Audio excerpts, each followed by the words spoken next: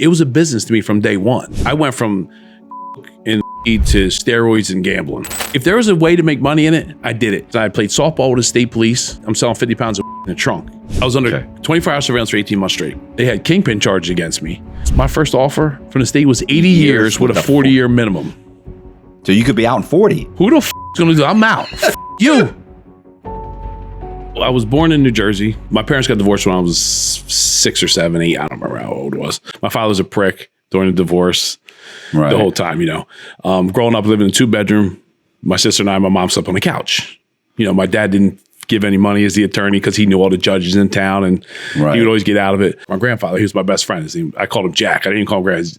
I called him Jack. Right. But he's my best friend. Like he was my guy. On my 17th birthday. So let me go back. My mother got divorced with my father. Her high school sweetheart, she got reunited with and married him. His name's Rick. My stepfather, best dude in the world. He was like my real dad growing up. Right. My father was my friend. Rick was like my dad. So if something went wrong, I'm calling Rick. I called dad to, if you want to hang out, that kind of thing. Right around my 17th birthday, I moved back with my father. On my 17th birthday, my grandfather passed away. Okay. So I went to see him and he said, he said, happy birthday, and passed away about 5 minutes later. Was he sick? He had cancer. So 3 months before that, he coughed. Went to the doctor. He was a smoker. He died young. He was in the 60s, early 60s. But that was my guy. Huh. So the deal I had with them was my grandfather and my grandmother said, we'll give you $5,000 if you don't do drugs. Okay. To get a car. Well, I don't. So my friends would smoke weed and I'd go in the other room. Feds. The feds. Hold on. 70th birthday, my grandfather passed away. Right. And that's kind of when everything went downhill. I didn't have anything to lose at that time. I wasn't, my mentor is gone, kind of, because my stepfather was a great guy, but I was kind of because I was with my grandfather every day, lunch. I mean, they say pick me up from school from when I was in 5th grade every day. So I started driving. And at 17 is when I kind of just went the other route. So what, but you're saying drugs were they a part of your life up to that? No. I mean, my father was an attorney, so he'd party with all his attorney friends down in the basement for the weekend, doing fucking up and then sleep all Sunday. But my father drank. This doesn't sound like the normal attorney to me. This is. Yeah. So they had this whole crew. He's a local attorney. At 4:30, they walk to the bar, stay till 7, go home and go to bed. I mean, that was kind of every day. He's a functioning alcoholic. He didn't drink it all during the day, but from 4:30 to 7, he'd go to the bar, they buy everybody, that kind of thing. Right. And then they have cards in the basement. This is in the 80s. They'd have card games with 6 or 7 attorneys down the basement. They stay in the basement all weekend. Then he'd sleep all day Sunday and go to work on Monday. He never missed work either. Right. And my mother was totally opposite. She's the never do anything wrong, kind of, right. That kind of. So no, it wasn't definitely a typical, but my grandfather was typical. He was just a regular guy. Right. And that was my mentor. So, but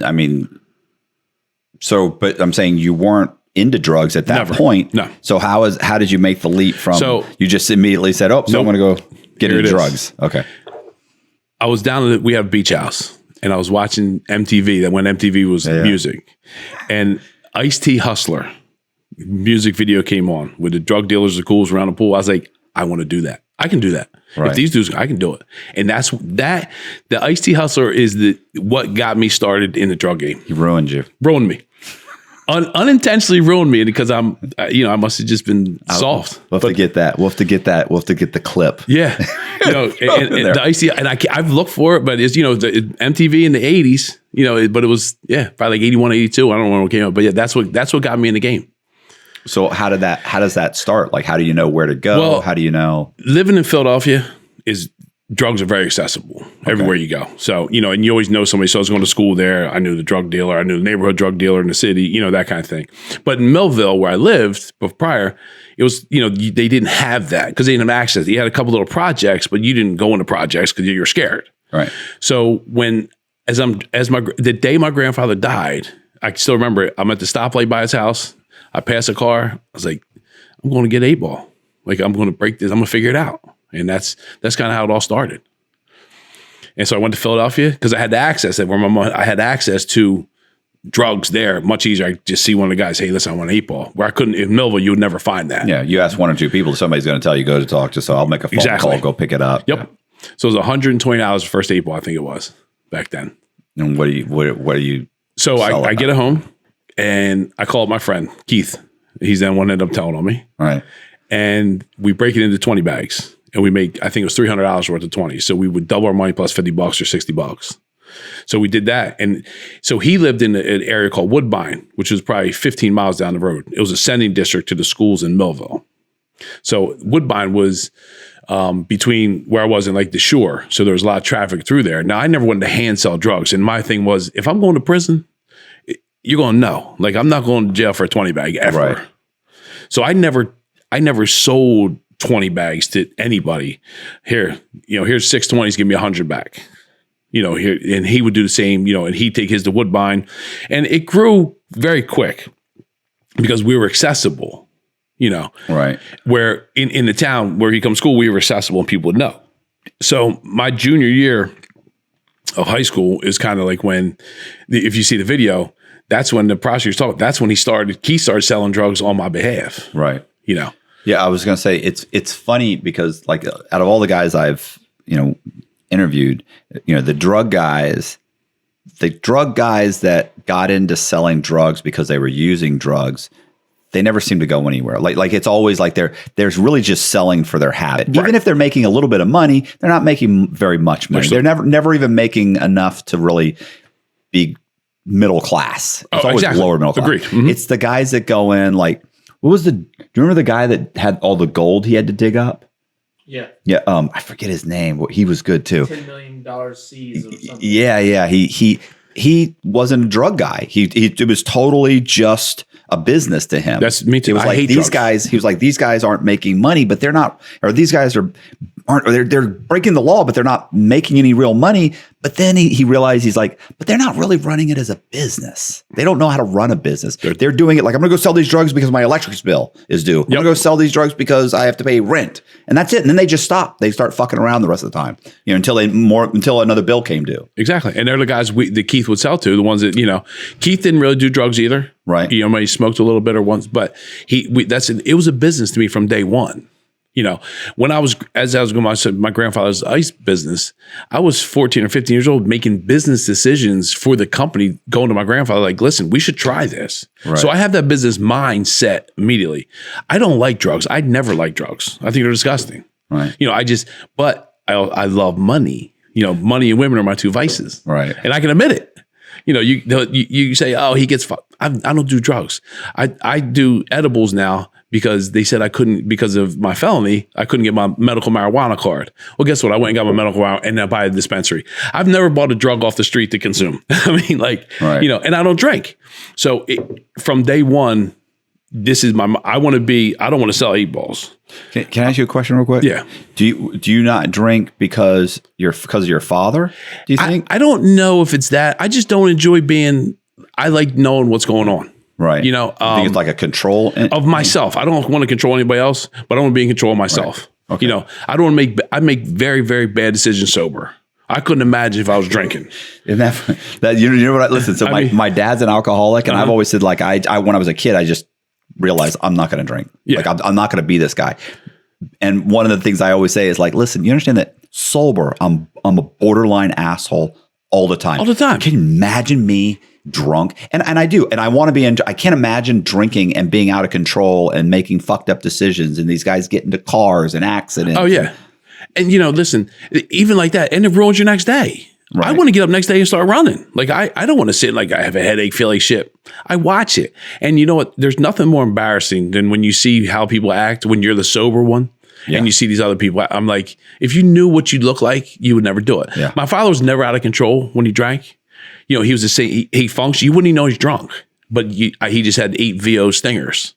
Like he didn't act. He raged a little bit. We'd fight and things like that. But he wasn't like an alcoholic to where he was like stumbling and things like that. Now, I had picked him up a few times, like, you know, being a lawyer in the city, he drove a Jaguar XJS, that's V12. I just had my license. I see this Jaguar in the parking lot of Domino's with a big water. He fell asleep in the car.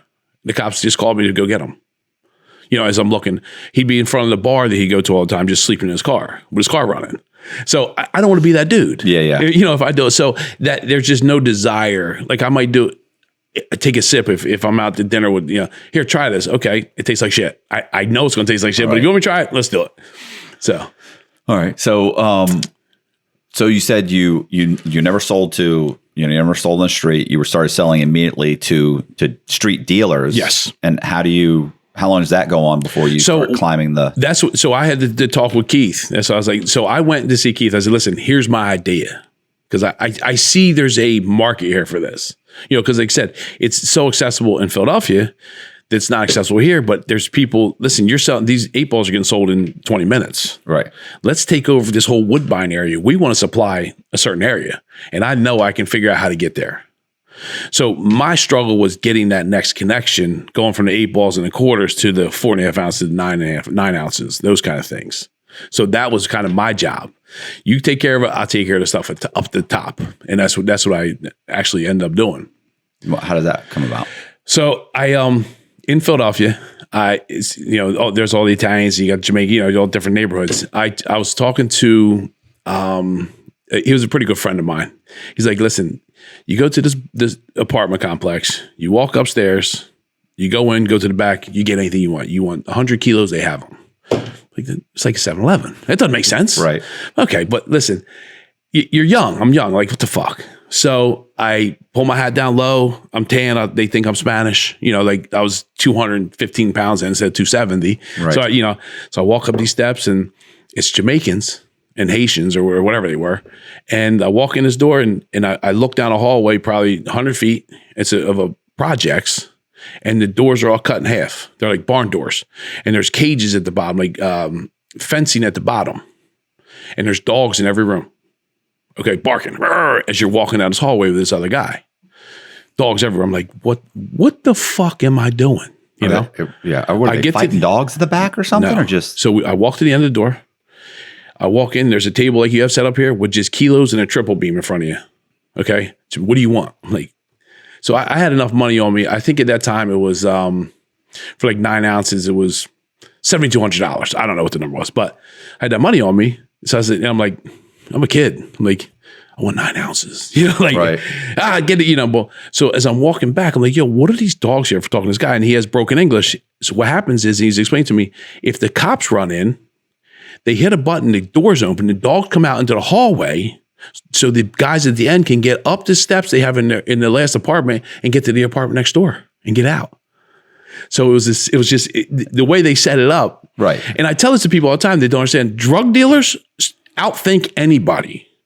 You know, who else? There's not a guy that would think of that didn't. That's a smart move. The cops ain't getting through those dogs in time. Horrible. They're going to shoot all those dogs. And listen, I like dogs more than humans. I was going to say I would feel bad, but there's all these dogs. But that was their job. I mean, you know, and they'd hit a button in that back room, and before they got to the thing. Sounds like something that you would think would be in Mexico or Venezuela. Right, and that's probably where it came from. Right. You know, I'm sure there's a big guy that came down. So I got to that level, and so then I had the connection here. So what that started doing is that started bringing other people into the organization. Right.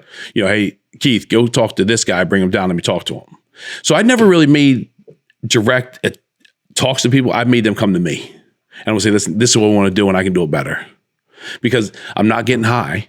Right. And I'm not, you know, I still want to put a good product out because I want them to take mine and not yours. Right. That kind of thing. So that's my mentality all the time.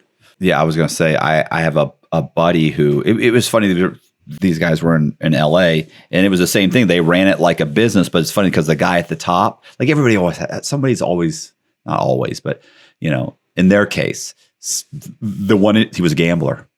And it was like, there's always some guy who's got some fucked up thing. Vice. Some vice and it wasn't drugs. It was just like, he was just a fucking degenerate gambler. He goes, and he said, by the time we would figure out he doesn't have the money or he's, you know, flipping shit to get money and the money's gone or this and that. And you'd be like, okay, well, how deep are you in? He's like, and it's not like he owes 10 grand. He owes like, I owe $500,000 or I owe 1.5 million. He's like, and there are mobsters looking for him. It's like, oh my, how'd you get that deep? Right.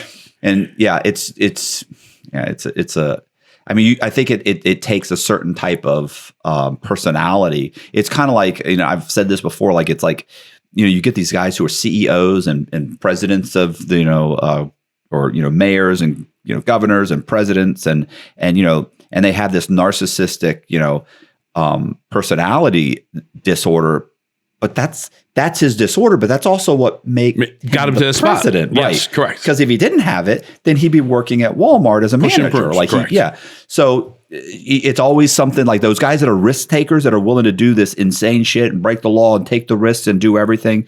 Sometimes there's just some other fucking thing that comes along with it. I mean, at the end of the day, we all have something that hits us, you know. And I try to stay focused and disciplined. I do. I mean, I didn't spend on sneakers. I didn't buy cars. I just wanted the money. Right. Because what am I going to do next? I'm always thinking the next move or the next two moves. So I didn't waste any money at all. Like at first, my biggest thing was I fly to Oregon to see somebody. That was like my big, that's it. Right. But when I do that, I'd worry about the guys home. They're either breaking in the house or stealing the cash, right. Or in the bag, taking some out and putting some isotal in. Are you flashy with money? No. Are you spending? So I wasn't spending, but I carry cash. Like I just carry. So if I'd be at the store, I'd pull out $5,000 in 20s, look like an idiot, know. And I see that now, but then it was just every day. It was nature. It's one of those things. I guess complacent's not the right word, but it's just you don't know. You're like right. pulling out a while pulling out all these stinking 20s. Yeah, that kind. And of now thing. it'd be even worse because now nobody uses cash at Right. all. At least 20 years ago, everybody had cash. I'm still the old people to still just carry cash because if I see someone on the road, I want to buy it. Like right. I don't want to say, oh, let me go to my debit card to the ATM. No, here you want 10,000? I got 7,000 cash right now. Take it and let me get out of here. That kind of thing. So what is like, what are you doing as far as like the organization? Is it just you and Keith? No, we brought in, so it took about, like, is there a hierarchy? Like what did the FBI, what did the DEA chart look like? So it was, right. I was at the top. Yeah. So Operation Deal Breaker, you can still look it up. Oh, really? Yeah. That's what it's called. It's Operation Deal. So that's what they called it. And they called it that, which is, we're going a little ahead, but they called it that because I was on the phone all the time. So I was phone tapped for 18 months. I was under 24-hour surveillance for 18 months straight. And you would say, oh, that's a deal breaker? No, I would say, hey, listen, make the fucking deal. So I'm calling my real estate office and we're negotiating, make the deal, because the market was crazy the real estate market. So my thing was always like, make the fucking deal. So Keith would call me, hey, listen, they want this, that, make it happen, fucking make it work. Let's get it out, turn it over. I was always making the deal happen. So they called my sting Operation Deal Breaker. Right. So it was me, and then there was Jamal, another guy that we didn't even do things together. We borrowed things, but they put us at the top and then everybody down. Okay. And Rossetti was 2. Right underneath me, and then it went, him, because there was people in my raid that I didn't know, just all the way down. Yeah. And of course, you get all the, it doesn't matter. It's still conspiracy. You got 36 codefendants. I don't know half these fucks. Like, I don't care what they're doing. Right. Yeah. So, I mean, did people ever get picked off and you like? So here and there, so we live in a smaller city. There's 25,000. Here and there, you get like somebody get caught with a 20 bag, 100 piece. And you always hear like, oh, they told on you, they did this, but there was nothing they could do to me. Yeah. I mean, they would say your house, we'd have people at your house, they're watching your house. Cause I had these little apartments that guy stayed there all the time. I'd leave, your house is hot. Well, the streets talk more than the cops talk. Right. So it was more that. But you have to know that if these guys are getting picked off left and right and they're mentioning your name, then the cops know your name. Oh, they know. Okay. They know. But if they can't prove anything, what are you going to do? Right. But at some point they're going to put together a task force or something and say, hey, we got this guy's name's been mentioned 30 times in the last 2 years. Mm-hmm. We know what the structure is. We can't really get to him, but we got to figure out how to get to him. Yes. At some point, they're going to start building that case. Well, I sold drugs for 18 years. Right. So that's insane. 18, I got caught, and only got caught because of 9/11, the Patriot Act. Okay. So they had tried to get warrants on me for years and couldn't get it. Patriot Act came, and they hit the towers. They came out as big Patriot Act. Nobody read it, but it gave the government the authority to listen to anybody's phone for no reason. Right. So that's what they had on me. They couldn't get me hand to hand ever. And they had a task force set up one time. I know, going after us, and we just stopped. We always had people that kind of knew inside things. So when they did finally get me, my hometown, they didn't even tell the cops that they were investigating this. So the feds were on me for 18 months, 24 hours a day surveillance. And I didn't know it. One time I saw them. You would think but after doing it for as long as I wasn't even I know I'm clean. I wasn't clean, but I thought I was clean because I'm not touching it now. Right. And you get the biggest problem with the feds is they just don't stop. Yeah. They unlimited. I'm playing softball around the country. They have a fed in a plane next to me. I'm playing softball. They're in the woods taking pictures of me. And I'm just playing ball. Right. So it's, that kind of thing. That's how they got me. They got me on a phone call. They listened. They rated me early. Well, can I ask you a question real quick? So you said you were getting stuff from the Jamaicans, but did it always stay with them? So I went ahead. So after I started making different connections. Like I'd go to Vegas, and I met a couple guys out there. So I got into, I went from coke and weed to steroids and gambling, like bookmaking. Okay. Like if there was a way to make money in it, I did it. I grew marijuana in the woods. So because you're buying this junk weed from California and shit for $800 a pound. Well, you can grow this shit in the woods and get $4,000 a pound. Right. Makes sense. I went to Amsterdam, like you said, just to buy seeds. Because I never smoked it. So I took a guy with me, flew in first class. We go to Amsterdam, and you've been there. I'm taking him to these like shops, where they sell the seeds and they have all, the cafes where it was. He's getting so fucked up. He can't tell if it's good. So he's got to go back to the room and pass out. So I end up getting seeds. I tie him in my jacket to come home with that. And through New York Customs. Yeah. Were you ever bringing anything from, nothing ever came from the cartel? Or so I went from there. So I met a guy, and they introduced me to another guy. And it was a guy Florida. that knew a guy. Right. And that's just how it went. Right. Because I don't ask names usually. So I ended up in Florida. So that's how, and it was coming right off the boat from the Italians. Okay. So that's so I went from a 8-ball quarter that way up to 40 keys on a phone call, which I didn't touch. I never touched it. What I did, I counted the money, set in a bag on a Greyhound down there to Florida. And back then keys were $16,000 a key. What are they now? I don't know. A lot more. Listen, if it's like eggs, you know what I mean? I don't fucking know, 30, 40,000, I'm sure. Right. I was going to say, it's funny whenever I talk to people there, the whole, like you're saying all drug dealers always like, they didn't catch me with anything, because at the time you think, well, I don't want to have it. You might as well have it. You know what I'm saying? Listen, same fucking difference. Right. Same thing. They never, so when they raided me, let me get to here's how I got raided. Sorry. Yeah, no, there's a great story. I called Jamal, who was on the list. He was the other guy next to me. So we played softball together. So if I needed 4 ounces or 9, he had his own thing going on. He was a junior Black Mafia, junior Panther. I don't know, one of those things. I don't know what it was. But we didn't I didn't buy from him, but if he needed something or I needed something, just, it's like, here, take 4 ounces. When you get yours back, give it back to me. That kind of thing. So I call him one day. I was like, listen, I need 4.5 ounces. I'm trying to do, I don't know what the fuck I was doing. So he's like, all right, pick it up at the gym. So I said, okay. So back then I'm all juiced up. I'm fucking in everything. We're playing softball. I'm all, got steroids running through my veins. Right. I pick it up at the gym. I'm driving home. And his gym was about 30 minutes from where I was living. And I'm driving on, so I have 4 ounces and I have 50,000 D-ball in my truck, which are Dynaball, people don't know steroids. The pink stop signs back then, everybody was doing them. So they're in a Ziploc, the gallon bags, like we used to call pound bags. And I have this Coke in the thing, but it's in the back, in a duffel bag in the back of I was driving an Explorer. So I'm driving down the road. Now, I've been doing this so long, I don't speed. All my paperwork's in order. I check my taillights. I got to back up to a building, with a mirror, with a window to make sure my taillights all work. Right. So I was 100% like, I overthought everything. Yeah. And my father's an attorney, so my driving record was perfect. Had a bunch of when I get a speeding ticket, he'd get it downgraded to hindering the ambulance or some dumb shit. No points, but just like a fine. So I'm driving down this back road, and I see a cop in the Comcast building in our parking lot. But I'm not speeding. Got it on cruise control, 50 mile an hour. This cop pulls up behind me. Yeah, no problem. So at that time, my daughter's mother was dating a cop. So I'm like, he's breaking my dick. Right. Which, because at this time, I've been doing it so long. This is 2003. I've been selling drugs 11, 12 years already. You know what I mean? Like, I know you can't get my car. Right. All my paperwork's right. And I'm not nervous. Right.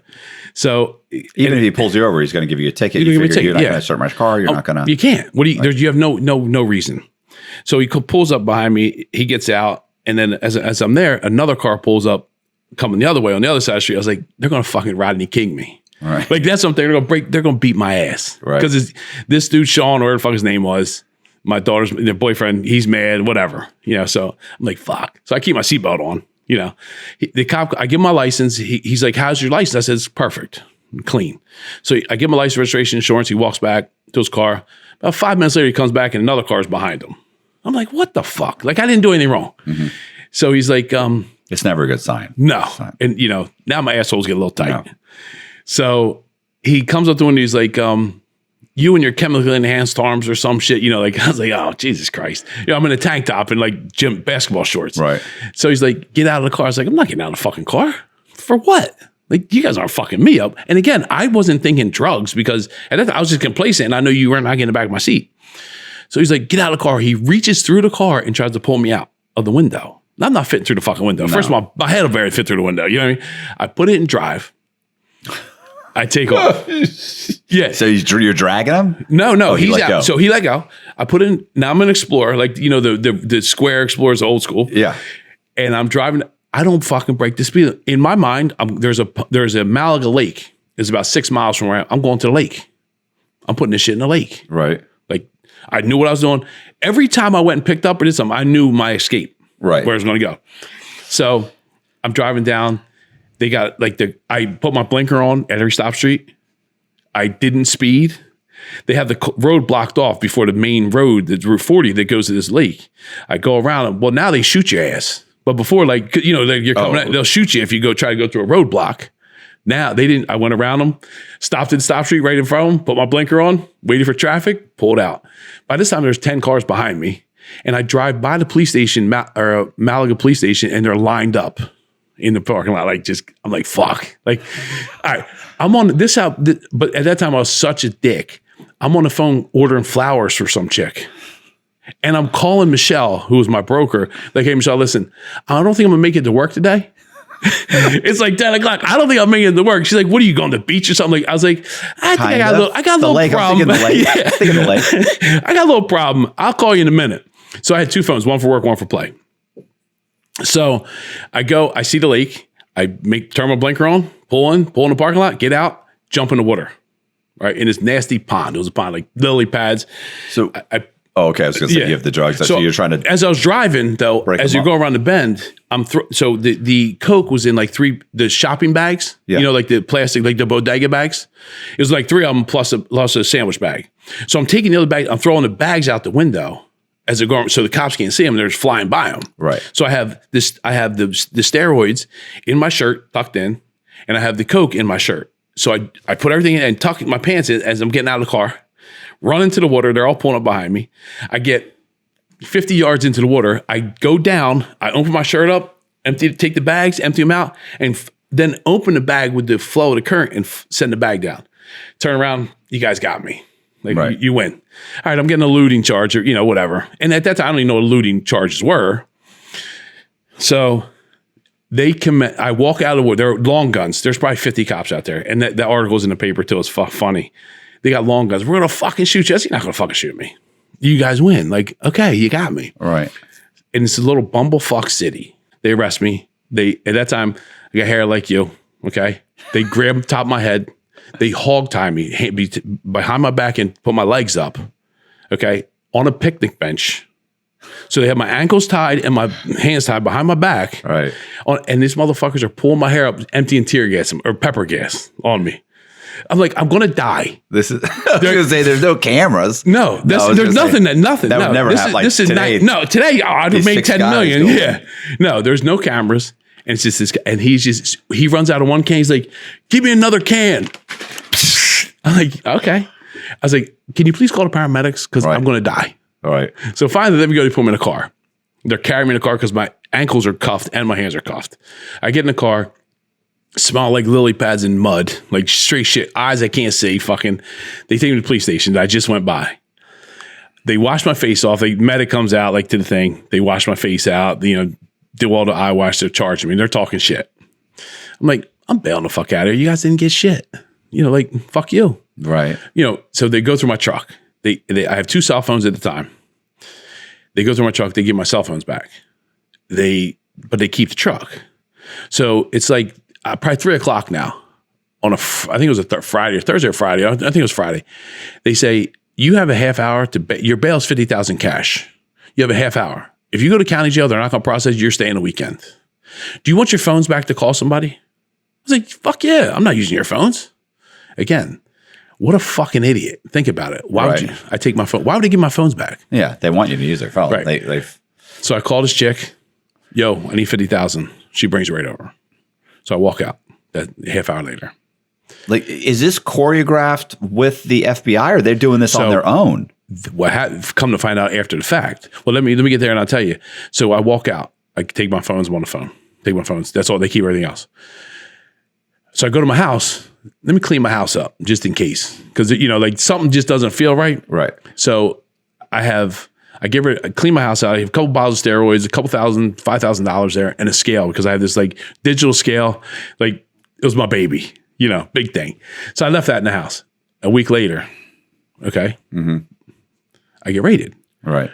Well, what happened was they shouldn't have pulled me over. They were in with the FBI listening. They hired those guys to listen to my phone calls. So they knew I was dirty coming down that road. So this sergeant was trying to be a hero and knock me off with all this coke and steroids when he shouldn't have. Right. He almost fucked the whole deal up.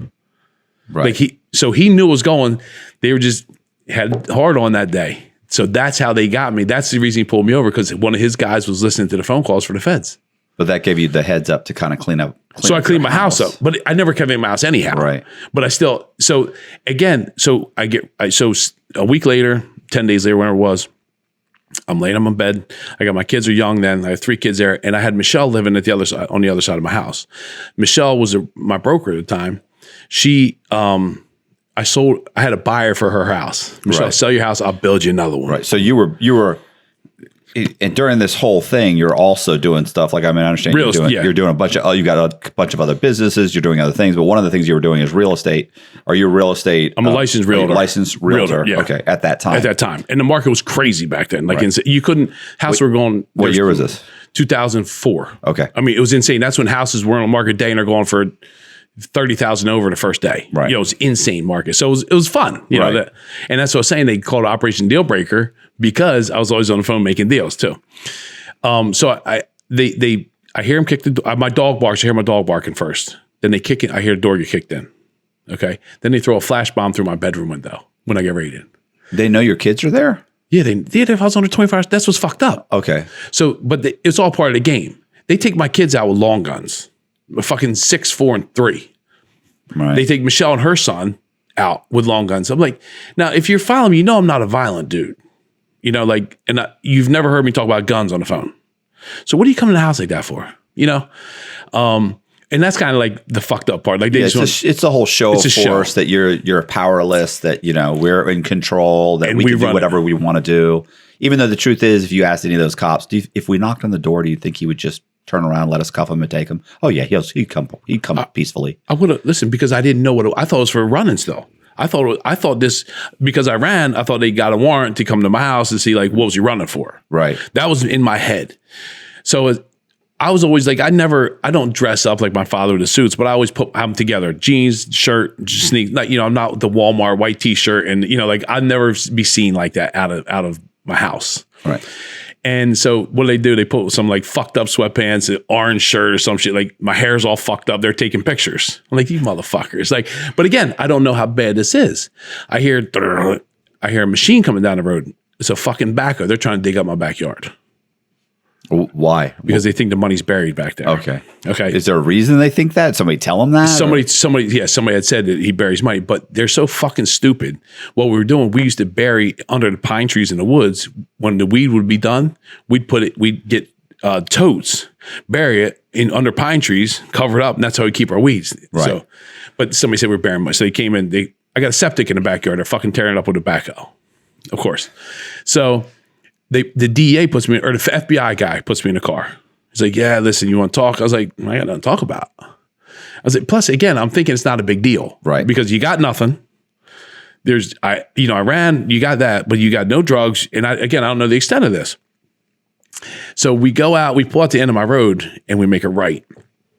And it's about a half mile down the road is Michelle's real estate office. And I'm looking at the real estate office and there's FBI's carrying computers and shit out. I'm like, fuck. This might be a little bigger than I thought, but I'm still not putting it all together because like I said, I've been doing the other shit for so long. I would think it'd be something else. I make a left to go to the staging area.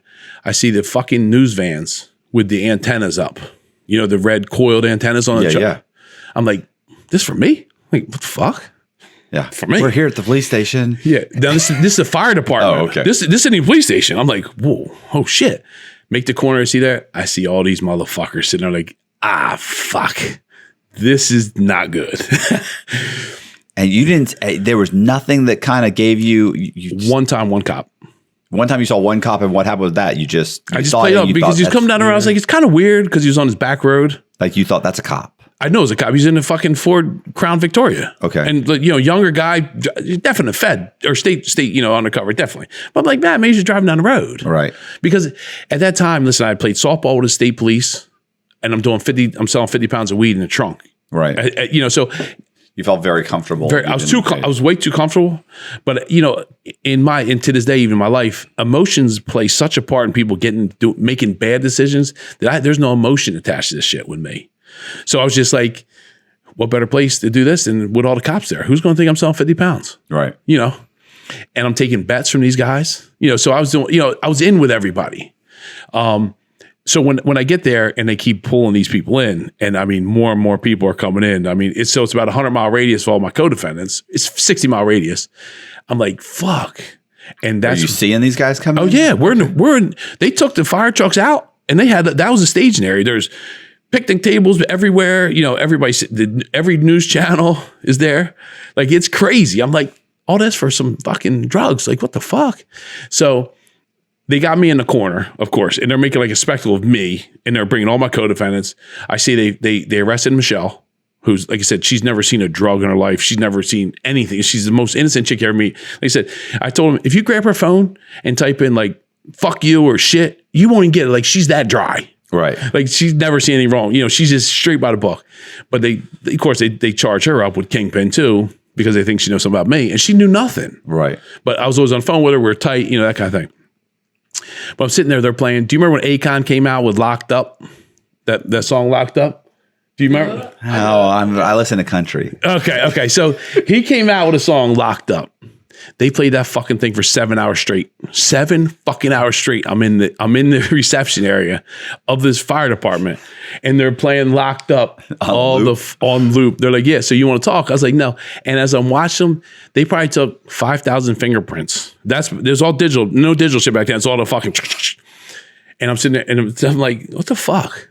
They're saying, and they're writing charges as I sit there.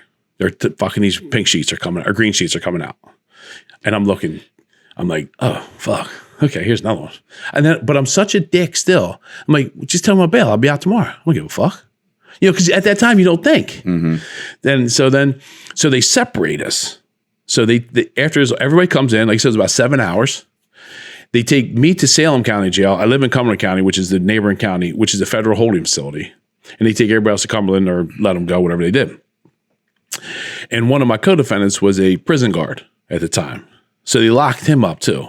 Right. Well, this pussy is crying in the cell next to him. I'm like, Den, shut the fuck up. Don't be a pussy. You're fine. You didn't do anything but buy some drugs. Like, dude, shut the fuck up.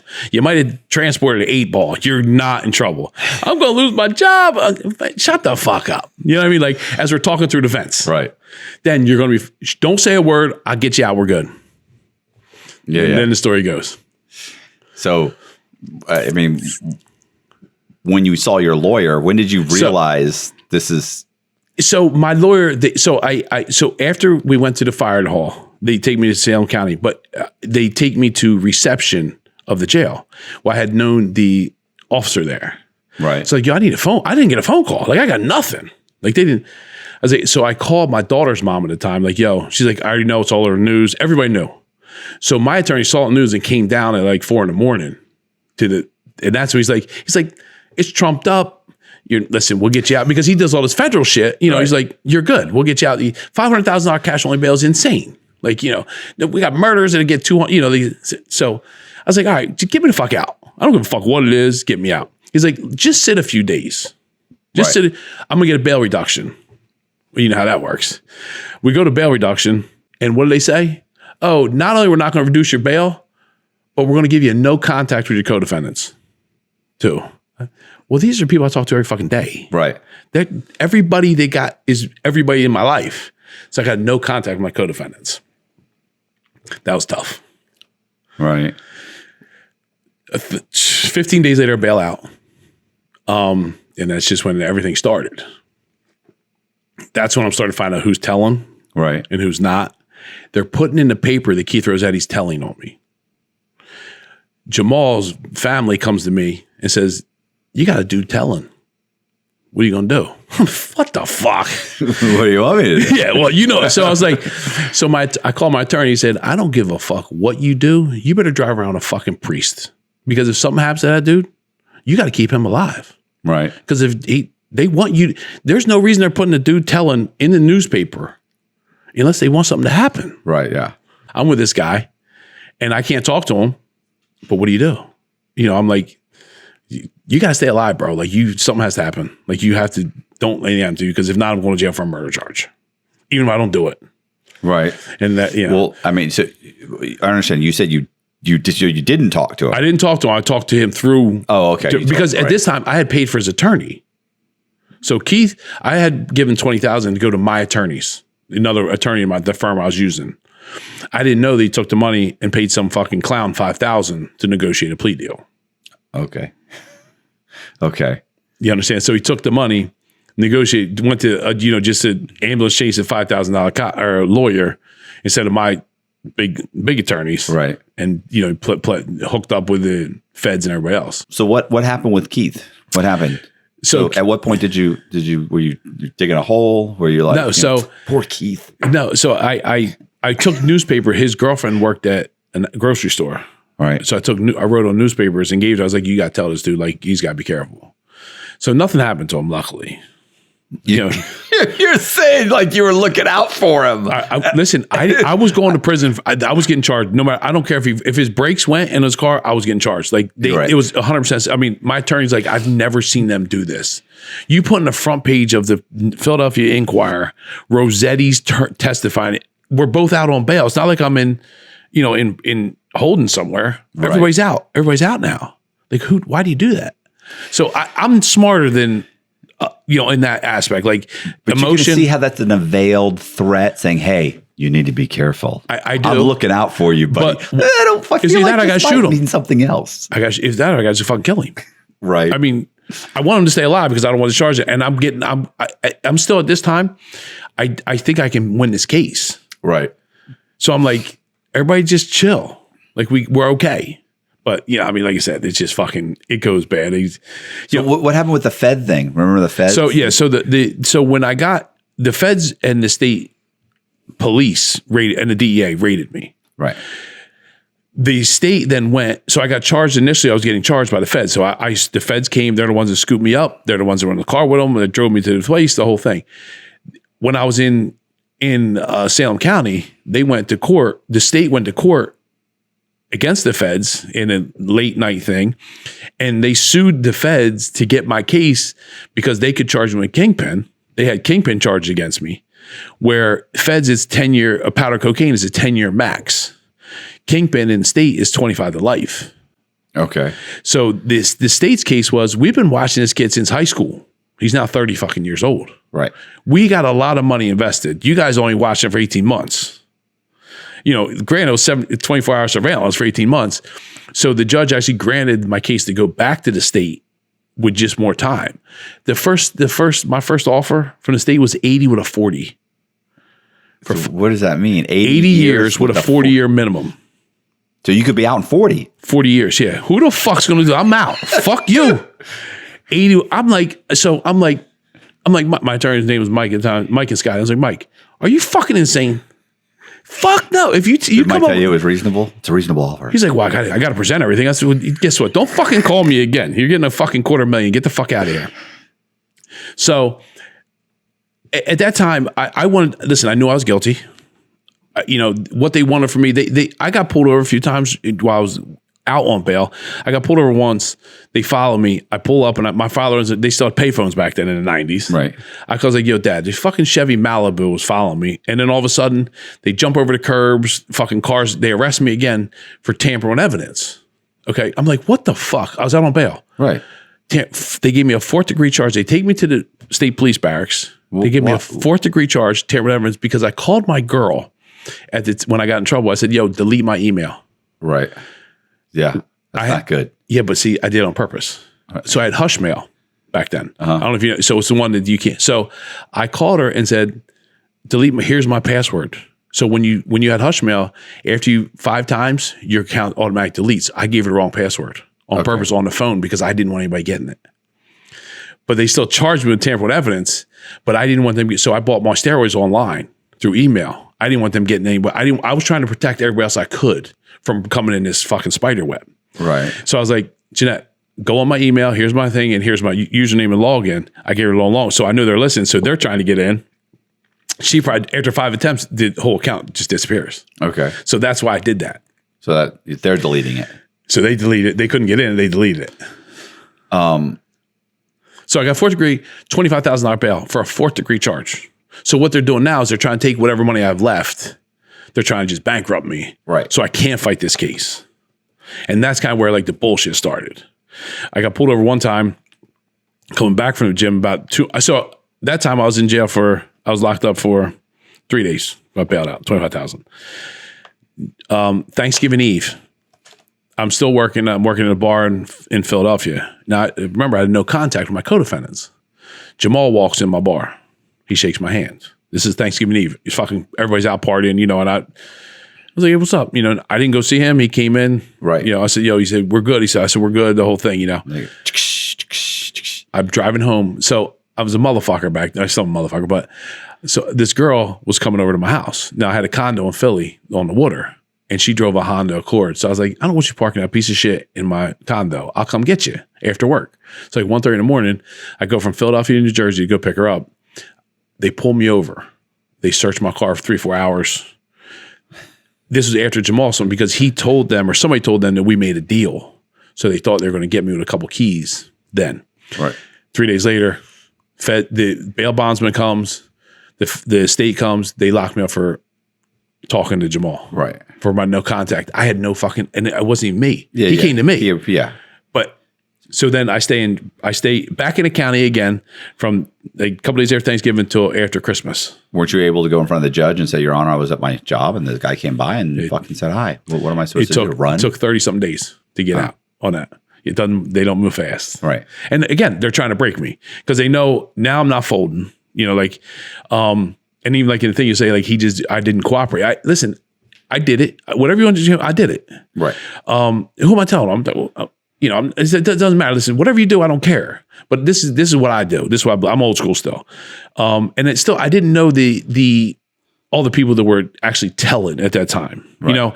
And I think I was a little naive. You're still thinking there's a street code and they're all stand up. Right. We're all going to go to court and fight this. Right. A 30-something codefendants. Yeah, well, that took a shit. You know what I mean? The one girl that probably should have told was Michelle. She didn't. Right.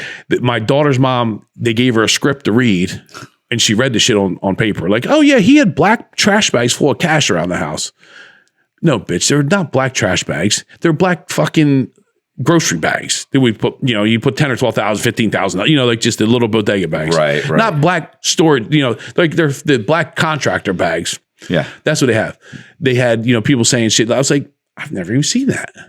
The girl I was living with at the time. So the house I had Michelle was in when we got raided. I stayed there once in a while, but I was living with another girl in Washington Township, which is 30 minutes away. They raided there too. And what they did there, they got her. Now, she was a school teacher. So they had phone calls. She would have like, hey, can I have 100 piece for my friends that, like they're teachers, fuck, they don't have any money. She's selling her other teachers like 100 bags, not a lot, but here and there, one or two, whatever. What do? They get her to say shit about me that wasn't even true. Right. Oh yeah, I saw a Kleenex box full, size of cocaine in the house he had here. No, you fucking didn't. You didn't. But they had her do that. Right. So they didn't play fair at all. Yeah. No, They just don't play the game. aware. Yeah. I was going to say, I'm not going to sit here and listen to you talk bad about the federal government. So what, at what point, like your lawyer's coming to you, like you're, it's funny because typically you don't want it to go federal. You know what I'm saying? Right. Like you're desperate for it not to in this case. And there's only a few instances, like and few states that are kind of like that. Like in Florida has such a harsh, used to have such a harsh penalties for like oxycodone and opiates and stuff at one time, where you would rather it go federal because they were more laxed, right? And on first time kind of offender. They had a mandatory minimum, and the way they were calculating it was all fucked up. Yeah, the sliding scale. They take all your charge. Like I like that. It was good. Yeah. So and sometimes it works for you, sometimes it doesn't. So it worked for you in this one. But at what point are you realizing like I can't go to trial? So I think that came. I know when that came. So I'm sitting home, and I have to go to the attorney's office next morning, and they brought 40 or 60 file boxes of just phone calls I have to go over. They have 18,000 hours of phone calls. And my attorney's like, if we go to trial, everyone has to go over. And you have to get all these people. Now, what they also did, because the phones were tapped and they had a roving warrant on my phone, everybody I talked to, they sent a letter to like, your phone call was listened to. Right. So I was all right, like, and listen, and then I was like, fucked up. So I'm like, and I said, well, I think we can win, but at what cost? And he said, it's not going to be 5 or 6 years. We're not going to get to trial for 5 or 6 years with all this evidence, and that we have to go through, and you got to fix, because they're taking email chains and charging me for steroids so if I ordered $5,000 for steroids from this guy, and there was a 20 chain. Every 5, they were doing it 20 times, because even though it was the same email and I was answering them, every time an email come, they charged me the same one. He's like, it's a lot. I said, give me a good offer. He's like, 80 with 40 is what they gave you. I said, I'm not doing that. Like, get the fuck out of here. I might as well go to trial. I might as well run. Listen, trial is life, which is 25 years. And then you get, you not that you're going to go home in 25, but you got to do 25 minimum. At 30 years old, 40 years might as well. It done. Feels like it's honestly at that point in your life, you can't see the difference between life and 40. No, I'm that's not doing 70 fucking years old. I'm gonna be dead. Yeah, I'm not doing it. So we were going back and forth. I remember I was at Capitola Park in Philly. He calls me up. He said, I got a deal. You got to think about it. I was like, what is it? He says 20 with a 5-year stip. You got to do 5 years. Now I'm about 9 months. My raid was about 9 months before this, 8 months, because I wanted to get it over with. Listen, right. You won. I fucked up. You caught me. It was a good run, game time, and I'm not mad at any of these dudes. Like that's their job. Their job is catching you. My job is not to get caught. Right. So I was like, explain it to me, because I didn't understand the 5. Like I did, but I didn't. You probably heard 25. I heard 20. Oh, 20. I heard with a 5, and then they wanted 5 consecutive. So I had leader of organized crime. So I had the RICO Act. Right. With the feds, they gave me RICO and Kingpin. So the state took it to leader of organized crime and first degree drug charge. So that's how they changed it, kind of manipulated it, so to give me the deal of 20 with a 5. And I sat there, I was like, fuck it, do it. Fuck it. I can be out in 5 years. I'm 30 years, I'm young, Right. My kids are young, and fuck, just if I can get it over with.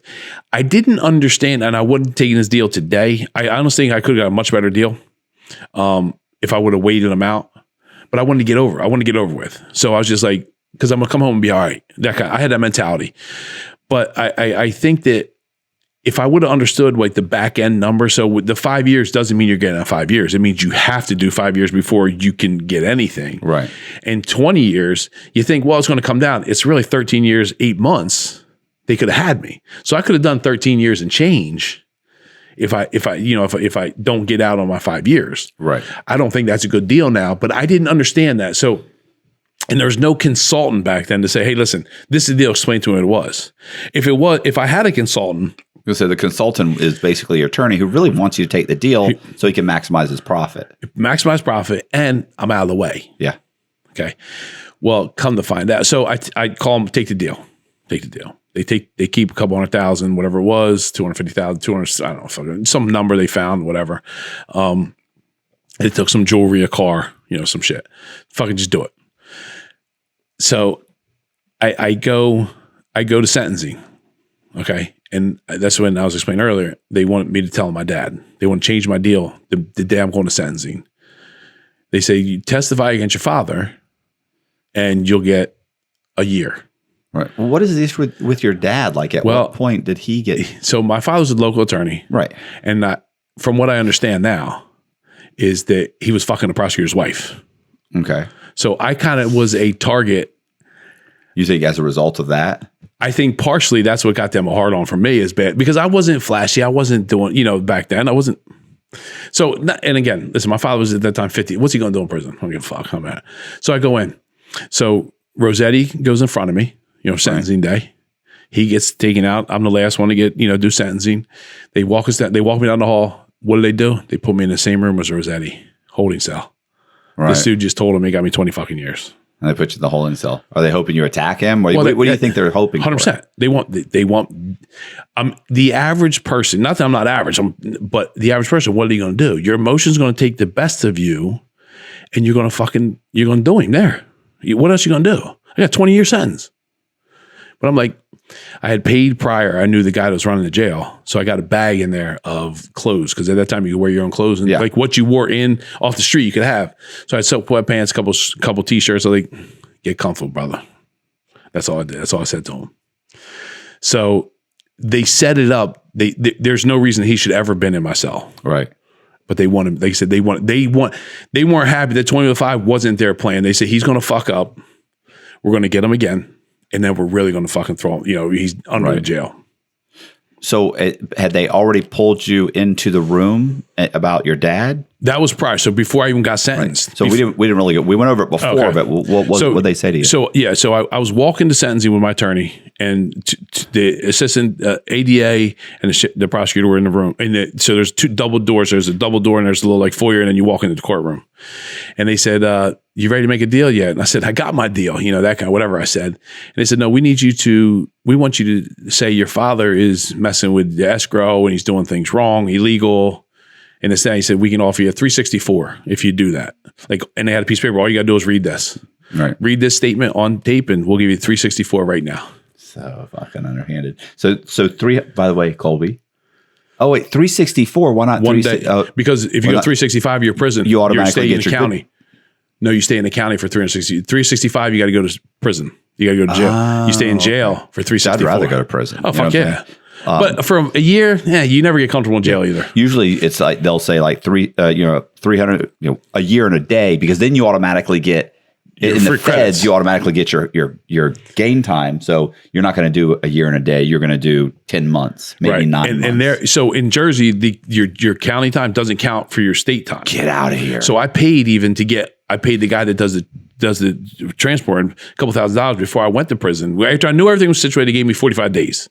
So I'm like, I don't want to sit in the fucking county. Yeah. So I gave a couple $1,000. So I was out of the county in 7-10 days, because some people sitting there a year, they don't start their good time. They're day for day there. I mean, it's different. So from 364, just stay in the county for a year, and I've been home in a year, less than a year. And you said, I don't know anything about it. I said, I don't. I mean, listen, what the fuck you want me to do? Right. I mean, like I said, I keep saying average, but there's no, even though my dad's a dick, I wouldn't do it to him. Yeah, yeah. You know what I mean? Like there's something there. You got to watch who you're banging. Yeah, well, that's for the, sure. yeah. He's Listen, my father making bad decisions. Oh, listen, his dick thought way a lot. His whole, I wouldn't even sit on his chair. He had a leather couch in his office. There was so much fucking DNA in there. I wouldn't even sit on. Like everybody knew, like it was a joke. Like, but that's what they did. You know, you're a good looking attorney. You're fucking banging dirty whores. You've been married 5 times. Oh, the fuck, you know, like, and each wife was getting younger. You know, his last wife was younger than me. I'm like, I guess I know. So, all right. So you're in there with Rossetti. With Rossetti. And they call you into sentencing? No, so we were in sentencing first. So you go in front of the judge. Oh, you already got sentenced and then they put you in the room? Yeah, they put after sentencing. So I'll start my time has started. It's fine. Yeah, still charged, and I don't know if I would have stopped. You know, a beat up. So, you know, like, yeah. And so my focus was immediate. Before I went there, I was like, I'm getting out in 5. Like, I got to, because there's nothing worth it if I'm not out in 5. Yeah. Because the unknown back end is the only thing I stressed about while I was in there. If you look me up, if you Google it, there's a picture of me with my thumbs up, like, I'm going to be all right. You know, that was the biggest thing is I'm the caretaker of people. Like, you know, like I protect them. Mm-hmm. So when everybody's out there crying, listen, don't worry about me. Worry about you. Because I'm worried about you. I'm not worried. I know I'll be okay. And that was probably the hardest thing about going in is that, you know, I'm leaving these people out there that I took care of for a long time. Right. You know, not necessarily monetarily, but just in general. You know, I was that dude, something wrong, they call me, we try to fix it, that kind of thing. Right. So you sit in county for a little bit, you go to prison. I go to CRAF, which is Central Reception. Right. And it's in Trenton. So it didn't feel real at first. I mean, I'm sure you understand, like it doesn't hit. Yeah, it's very surreal. It's very, you know, you're like, it's almost like a dreamscape kind of thing. And in the county jail, I knew everybody, so we were good there. I was eating good. I mean, it's still fucking boring as fuck. I'm a mover, you know. But so I get they take me to CRAF, which is in Trenton. It's Central Reception of something. I don't know what the fuck it is now. And it's cold. And this is when it gets real. So they took me in a van because I had organized crime charge, whatever the fuck it is. I don't get on the bus. I go in a van with cars behind me in front and a helicopter over top. It's an hour. You're going to escape. Yes. It's an hour ride on the bus. It took 4 hours, all these back roads they took. Now, I never ran once. Right. The fuck? And you were out on bond. If I was going to run, I would have run when I was on bond. And now I know what I'm getting. I already got it. Right. Like, yeah, I'm not. What do you think I'm gonna blow the fucking? Like, it's so stupid. Right. But it was part of the show for the newspaper, and you know, like you said, they had the interviews and they had the boards up. Like, you know, it was a big deal. This wall of shit. You know, all the shit. So it was all for gamesmanship, which is fine. Right. So you get to CRAF, and there's lined up. There's probably 150 people. I don't know what it is, and they say, take your clothes off. So it's on the 3rd floor where you had to walk up. We're dick to ass, butt ass naked in fucking 20-degree weather in the stairwell. Yeah. Waiting to go into the shower where they shot you with the bug juice. Right. The lice stuff that fucking stunk, and then they gave you a paper suit to sit in for 3 days. Goldie's face. Like spray you down, bend over, spread. Yeah. No, but they did it. They did like 20 people in a room, probably a 20 by 20 shower with a fucking fire hose. And they just bend over, everybody bend over and fucking spread your ass cheeks. Oh, that's like Shawshank and Shawshank when they. Yeah, and so that was kind of like, man, what the fuck did I do? So if I ever started questioning it, that's what it was like, damn, what the fuck? Yeah. Like, this shit is not okay. Yeah, it's inhumane. You definitely start to feel like an animal. But that's the problem. Because they do that to you, I think that's why you have an attitude with the cops. Especially when you don't know they're talking. I'm like, oh man, you wouldn't talk to me like that. Like, if we're at the bar right now, you'd be cool as fuck. Right. But now you're in here telling me what the fuck to do. And you think you're like, so I think that's what part of the problem in the prison whole system is. You know, they have this fucking shit where they're gods. Right. But that's when, so after that, the 3 days, all you want to do is like write home. You want to do like all this shit. Now you're thinking all the things. Now you become from a hard guy to like a big pussy. Yeah. I miss my kids. Yeah. I love you so much. You're like, you know, so that was the real part. But then, so I went in to CRAF. I was probably 310 pounds. I was jacked up. I took on the way that 9 months. I was doing every fucking steroid I could. What do you weigh now? I'm 270, but I'm like 23% body. I was 315 or 18 at 16%. So I was just fucking, you know, when I was in the county, like, damn, how long you been down? Like I was, you know, so I was like, no, I just came down and that's the dude that told on me, you know? So I'm in craft and there's rows of 20 cells, just individual cells. TV's on each end. I'm in the middle and you're getting 1,200 calories a day. Right. I'm eating fucking 5,000. Go to 12. I'm losing a pound a day, sitting there doing nothing for 24. Like you can't watch TV. Yeah. That's when mentally. No snacking. No, there's nothing. There's no there's no commissary. There's nothing. So you're like, holy fuck. Like, God damn. So I'm like, who can I pay off? Like my thing is, I want to get to the front cell. I want to at least buy TV, but then they're watching soap operas all day. And they left the window opened and froze your dick off all day because the cops are just assholes. So they called it cereal on the bars. So you went to, in craft, you went in front of a board. And so they would put you in a prison, tell you what prison you're going to. You ask about your family, the whole thing. I live here. I worked here. This is my area, blah, blah, blah. Because they do attempt to make it easy for your family to see you. Right. So I get assigned to Leesburg, state prison. Which is probably 20 minutes from my house. In my county, there's 3 or 4 prisons. So it's like it went from a glass factory town to a prison town, right. Like where it's all prisons. So I go in there and I'm like, all right, listen, I know the sergeants. They're like, I know all these guys. And I was taking bets and doing loans too. So I had these dudes, like, I know a lot of dudes in there. So I didn't cooperate at all. Right. So with that, I protected some of these motherfuckers. Right. They were like, you still have your job because of me, motherfucker. Like, they have your voice, and I wouldn't say it was you. Right. You still have a job. So like, I expect to be taken care of some nature. Right. I'm there. I get right to the gym right away. Everybody's cool. All the dudes are cool. All the inmates are cool. They've been watching the newspaper. When you put in the newspaper that much, they're like, oh, I saw you, blah, blah, blah. Yeah, you almost have like a celebrity status. Yes. Yeah. So I'm walking around. I'm still jacked up I'm still pretty big. I'm in the gym. I get a call to the captain. He's like, you're out of here. The fuck? I just got here. He's like, you know more people here than I do. He said, I'm not comfortable with you here. He said, we're sending you to Southwoods. I was like, okay. Now, Southwoods is in my town, right there. All right. And I know I'm good. Now, there was a big case at Southwoods because there was 70 phone calls that the prosecution wanted me to go with and tell them who it was, either taking bets or giving loans. So why would they send you there? Well, I don't think in-house they didn't know. The prosecution knew, but I don't think the DOJ knew, right. Or DOC. So I get there. They pull me up in the van. I'm getting ready to get out. I'm like, dude, I'm right here in Bridge. I'm fucking 5 minutes from my house. Fucking lieutenant comes out. You're not coming here, my man. What the fuck? He's like, you want to talk about my officers that were calling you? I was like, I don't know what you're talking about. Okay. You're going to Riverfront. So Riverfront's in Camden. How far is that from you? 35 minutes, but it's a lifer prison. I was going to say, they can't seem to get you very far. No. So, but it's a life. So because I had such a big back number, I couldn't go. I had medium to max security because of my 20-year sentence. Even though I had a 5-year stip, right. I couldn't get status until you're halfway through your stip. So they take me to a lifer prison. So this is when it starts getting interesting. So I was going to say, well, okay. All right. Yeah. What? No, I was just thinking, I don't understand why they would send you there. I mean, you know, it's out in Holden County. The three. No, I understand that they're saying no, too many guards. No, too many people. But they put you there. Does that put you in danger? You're not in danger. No, you're not. I was never worried about that. You're not my size. No, you can't put me there.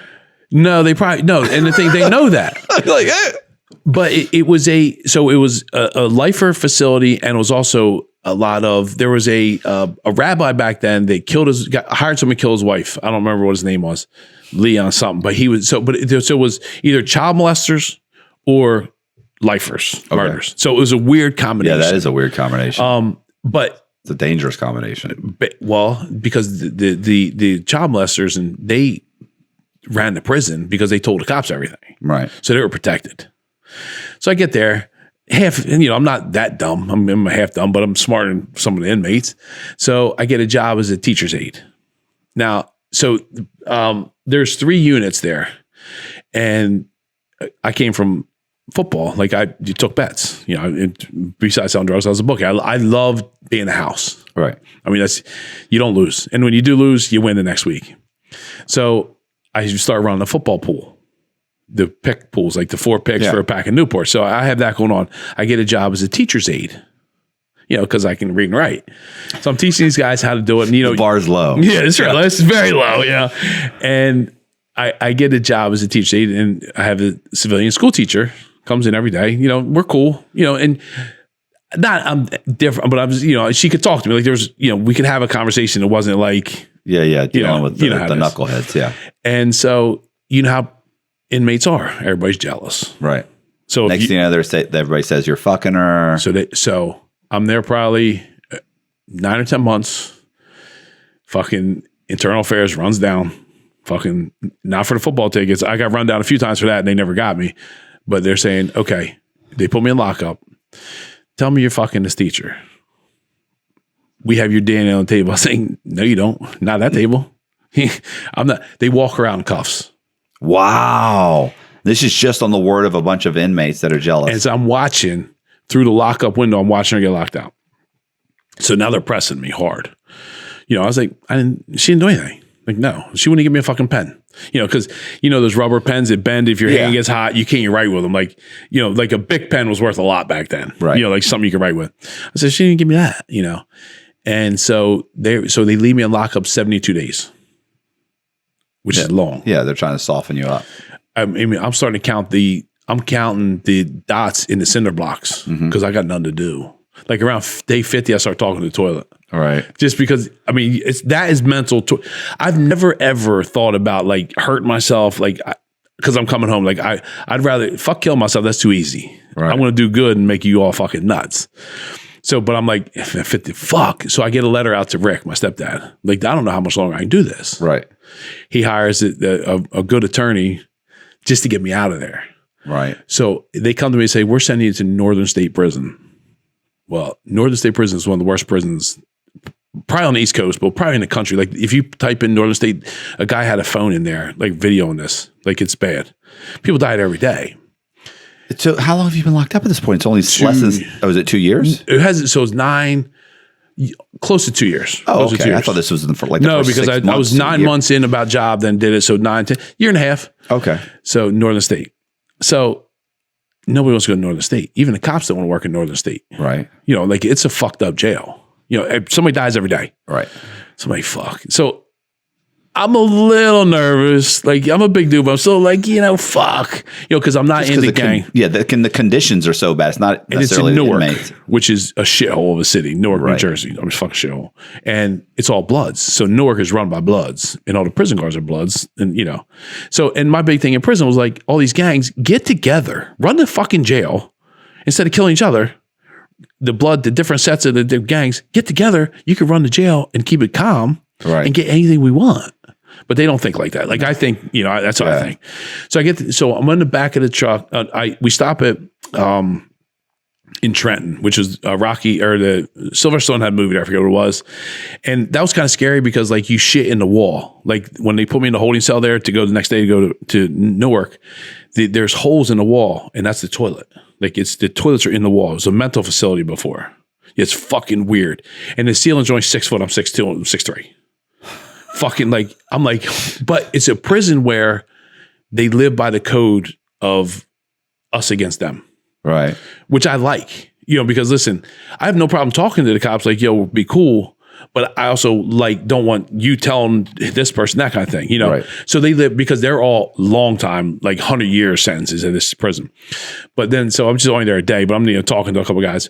So then we get back on the truck in a van and we're headed to Northern State Prison, which is where they sent me because I wouldn't tell. They sent me to the worst prison in the state. So I'm like, I don't want to go here. What happens to the teacher?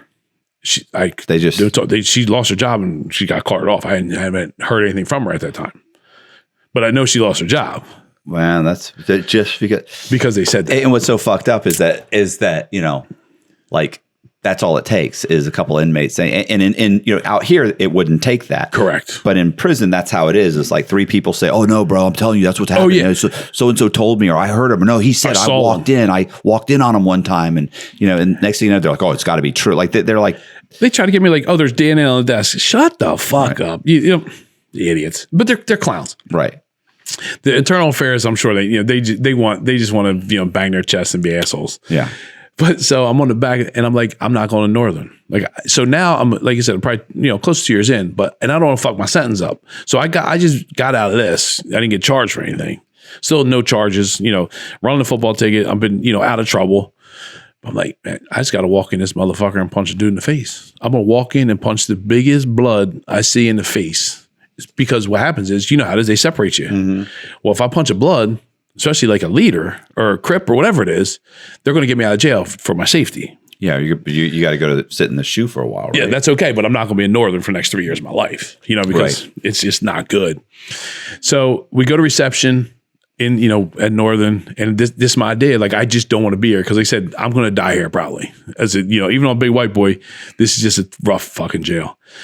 And I walk in reception, and the underboss of the Philly mob's in there, and I know him.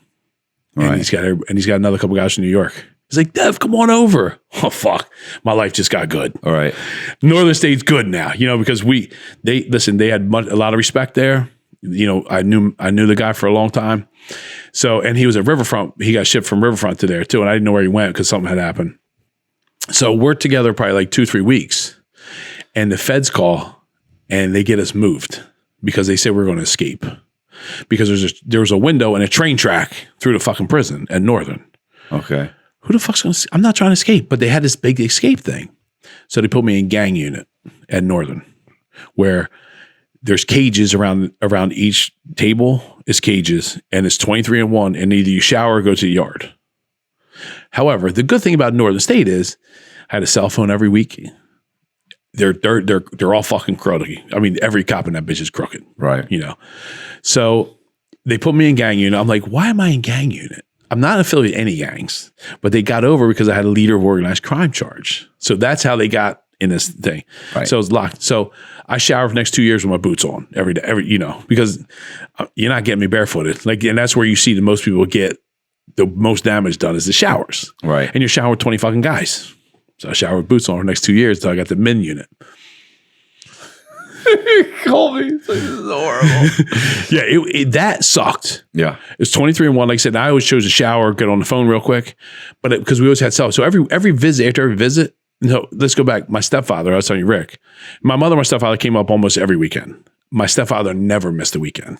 I mean, so he was 2.5 hours, 3 hours away. He came every weekend. That's so like my boy, like I saw my father 5 times when I was in prison. I call him. Yeah. But he's like, you'll be all right. This motherfucker, my father's such a motherfucker. Go listen to this. That he took a life insurance policy out when I went to prison. Wow. Yeah. And then he's got screwed though. Listen, great idea. Listen, listen, let's take this 200,000 if he gets fucking stabbed in It'll prison. help cushion the blow. Yeah. So, but that's just, so then I come home with my dad, who's not off subject, but he's like, you got to go get a physical for my life insurance. Like, what the fuck? He's like, oh yeah, I got a life insurance policy. And so I had to go get a physical. I came home to make sure he kept the life insurance policy active. So I get out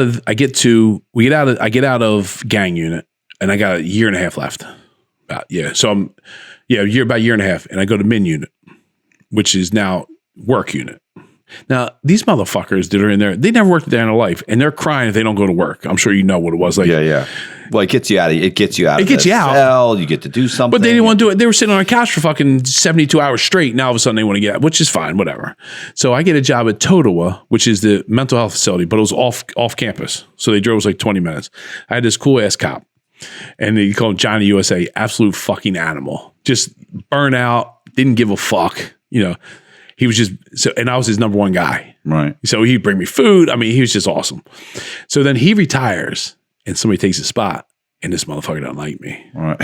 Right, at all. And there's no real reason besides I was white, and, he was from the area. I was getting too much attention. I'm from down there. I was cool with the guys, and he's like, fuck you. You're in the back. Okay. So, but now I'm getting nervous because I got the halfway house in a year. You can go to a halfway house with a year left. Right. But 9 months, with 9 months left, you got to go in front of parole board for my 5 years up. So, 4 years and a couple months, I go in front of parole to find out if I'm getting out. Right. Well, I'm real close now. I got this cop that's on my dick, for no real reason, just, difference of opinion, and I'm nervous. Like this dude's going, one setup, my 5 years going to 8 years. So I kind of fall in line with him and not like, I wanted to fight him a lot. Like I would think like, I'm going to get this motherfucker. To this day, I still think I see him with my words. Now I'm going to laugh at him, but I mean, it's just like, so I get by, but he puts me like in the back of the van, like fucking throwing up motion sick every day. He didn't give a fuck. All right. I had all this shit jobs, but I just took it because that's, what are you going to do? They Well, I was gonna say, if you don't get parole, it's 3 more years. So what happens? So I get to the halfway house. Oh, so you did. So I'm in Min. So from Min unit in Newark, I go to the halfway house in Bridgeton. So you go to like a reception area for a month, I think, and then you go to the halfway house. So and then from the halfway house, when you go to your parole hearing, so you have to have a minimum of 18 months left on your sentence before your number's up to get to the halfway house. But I was a year because I had such a big back number. So with that, 9 months in is when you go to parole. But the first you're in the halfway house the first year. So now I'm touching like air. Like I got a job, and they so the halfway house takes half your paycheck. Okay. Yeah. So I get a job with my buddy's a realtor. He owns a real estate office. So I need to be your secretary. Right. So you got to take the bus, the whole thing. So I also had a child support order against me. So I made $300 a week, whatever at the thing. Right. But I paid $180 of child support. So I had $120 left. Well, the halfway house had to leave you with a minimum in your paycheck. So they couldn't take anything. They didn't take anything the whole fucking time. So I could just laugh my balls off, So anyhow, so I'm in 3 months and I'm working. I'm starting to go home one day a weekend, and so the most stress of my prison sentence was the halfway house because now I'm on the street again, taking a bus. I don't want to go back to prison. And but I'm nervous now because it's 9 months. My parole hearing's coming up. I was gonna say that's the halfway house. Like it's the same thing. I would have rather done my time in prison and just walked out if I didn't need the money because I had nothing to come out to. Right. So I had to go to the halfway house for 6 or 7 months so I could work. But if not, I would have been like, no, I'll just stay here. Yeah. See, I was totally opposite. I wanted to get the fuck out of that shithole, but I was set up. I had a good support. I didn't have any of that. And because the halfway house is super stressful. It's worse than prison. Oh, it's 100 times worse than prison because once you get that little bit of freedom, you don't want to go back to, and anything can happen. You're sleeping in dorms now. I never slept. I was offering $10,000 if I get my own cell. Right. Like, because, you're sitting there, I got fucking some bunkies with 2 toes hanging off the top and shit. I'm like, what the fuck? I got other guys touching my pictures. I got fucking, I'm like, I just need to be alone. Like, but so then you go to the halfway house and you're like, now you're in with 50 guys in bunks. They're all doing the same shit. So anything go wrong. And like I said, I got my 9 months. So I got my eye on the prize. And so they take 15 or 20 hours to go to parole, the hearing. Well, parole's never good. And I don't know enough. I mean, I tried to learn as much as I could about it. But, prior you talk to the psych, and it's like, so the same psych that when I went to prison, they evaluate you. Right. Like, did you go through that too when you first went down? I did. I saw, but they really in Fed, they have you fill out paperwork. Like they have it's like 100, maybe 200 word questionnaire. And I did see a psychiatrist before I left multiple times, but because I was in an RDAP program for, it's like a residential drug program. And so you have to see a psychiatrist all the time. I did see a psychiatrist when I got out of. You were in the program, the drug program? Yeah. Because when I was locked up, the guys, before I saw the pre-sentence report comes out, right? You said some. Yeah, I said I was addicted to opiates. Like I had to have guys describe to me what to say exactly. Like I was almost, because I had no clue what it was. Yeah. And what was it like to withdraw? How did it feel? Like the whole thing. I had a course. But they keep you in that drug program is rough. It is rough. I never passed it. I took it twice. I removed myself twice from it. You could take yourself out? Yeah, you could just say, look, I'm done. I can't do this. You couldn't in state, like you're stuck. If you do, then you're going back to prison. No, I did it in the program. Well, in prison. Well, in prison. Well, I'm saying, but like when you go to the min unit, like that's one side was a drug program and the other side was us. Yeah. Because I'm glad I never, like I said, on my PSI, I never did drugs. I had like a 0 or 1, whatever it was. But they had to, they had it rough. I mean, I don't know how anybody, that shit's not good. That's rough. It is. I mean, it was rough. It's rough for the guys that they got a year off. I wasn't doing it for the year off. I was doing it to stay at the prison because if you enter into the program, they can't transfer you. And so they were trying to transfer me to a camp. Well, the camp would be in Miami. My mom lives 45 minutes to an hour away. She comes to see me every 2 weeks. If I go to Miami, and that's the closest camp, that's a 4.5 hour drive. Right. She's 80 something years old. She'll never make it. So I'll never see her again. Right. And she was older, and I didn't think she was going to. I thought my biggest fear was she was going to die when I was in prison. So, it was like I would go in, and then just once they put the management variable on me, I would drop out. And then 90 days later, they'd be like, we're taking it off you. We're going to transfer you. And I go, no, I'm going back to the program. Go back in. So you know how to work the system. Yeah, of course. See, it was different, kind of a little different with the state stuff in Jersey. Yeah, it's always, the state's always a little bit different. But they were, like walking in. I mean, it was rough. I watched them like, that's rough. Yeah, they tear you apart. They're vicious. And then the inmates are the ones doing it. They're tearing each other apart. Yeah. But I don't know that. And the thing is, I just don't, I can't understand that life either because I didn't come from that addiction kind of thing. Right. So I don't understand, when they're doing the yelling and like that doesn't, to me, I just can't comprehend it. You know what I mean? And I believe in it. I think it helps some people, but I also think like they said you should, I said, because, some people are trying to get out to go to like a program in Maryland. Listen, if it would have said you can do a year, if you go to a program, I would have fucking done it. Yeah. But if you fuck up here, you go back. Like it's just as bad. But so I'm at they take us to a gymnasium of the prison that's right by him, and you're sitting there for 20, 25 guys, and there's two older white guys and a Spanish lady, older. They fuck. But we'll go back to the psychiatrist. So the psychiatrist is the one I saw when I first went to prison, the same one that interviewed me when I went to go to the halfway house. And she straight up said, I hate you when I saw her at the halfway house. I said, listen, this chick. I said, what? She's like, because I did an IQ test. She's like, you have a higher IQ than me. Instead of doing a good business, you're out here selling drugs and blah, blah, blah. I said, well, yeah, I mean, I know, because you know what you're supposed to say. Yeah, I feel horrible about it. I wish I applied myself. I said, I could have done it. You're right. I could have been next Steve, or, whatever. And, Elon Musk. And, so I kind of fed it. But by the end of the conversation, what I did say to her, though, is she said, well, what are you going to do when you leave? I was like, well, I want to get back into real estate because I thought that sounded good. Yeah. But then she's like, well, why? I said, because I like closing the deal. Well, then all of a sudden she's like, it's kind of like selling drugs. I was like, not like selling drugs, but, but by the end of that conversation, we're talking about buying and selling houses. So I think I have her. Right. But, I think I won, but because I told her what I want to hear, but I fucked up that one thing. So that's all I can think about is me saying, I want to go into real estate to close the deal when I'm at the parole. So I go on the parole board. So people are coming out crying, 3-year hit, 36 month, 30. I'm like, oh my God. So I got 30. I have 8 years, 6 months on the back end of my sentence that they can hit me. So with that, they're going to hit me 2 years or better. 18 months or better. You're going to stay in the halfway house 18 months. So you go back to prison. So I'm like, fuck, I go pack my shit up. I got these 2 fucking old white dudes in the Spanish lady. They probably fucking hate me, because I'm in here, everybody else is like, so I get in there and they're rough on me, but I show no emotion. I'm just like, you're right. Beat me now, motherfucker. And in the back of my head, I'm like, you fucking scumbags. You know what I mean? Like, you love this shit. You know what I mean? And I'm like, so they're like, well, are we going to do that? I was like, yeah, I'm definitely, I want to get back into doing this, take care of blah, blah, blah. And, they said, well, do you feel your sentence was fair? Why the fuck are you asking me? No, I don't fucking feel my sentence was fair. But now I'm talking to myself in my head but I'm not verbalizing this, but this is going through my head before I even say anything.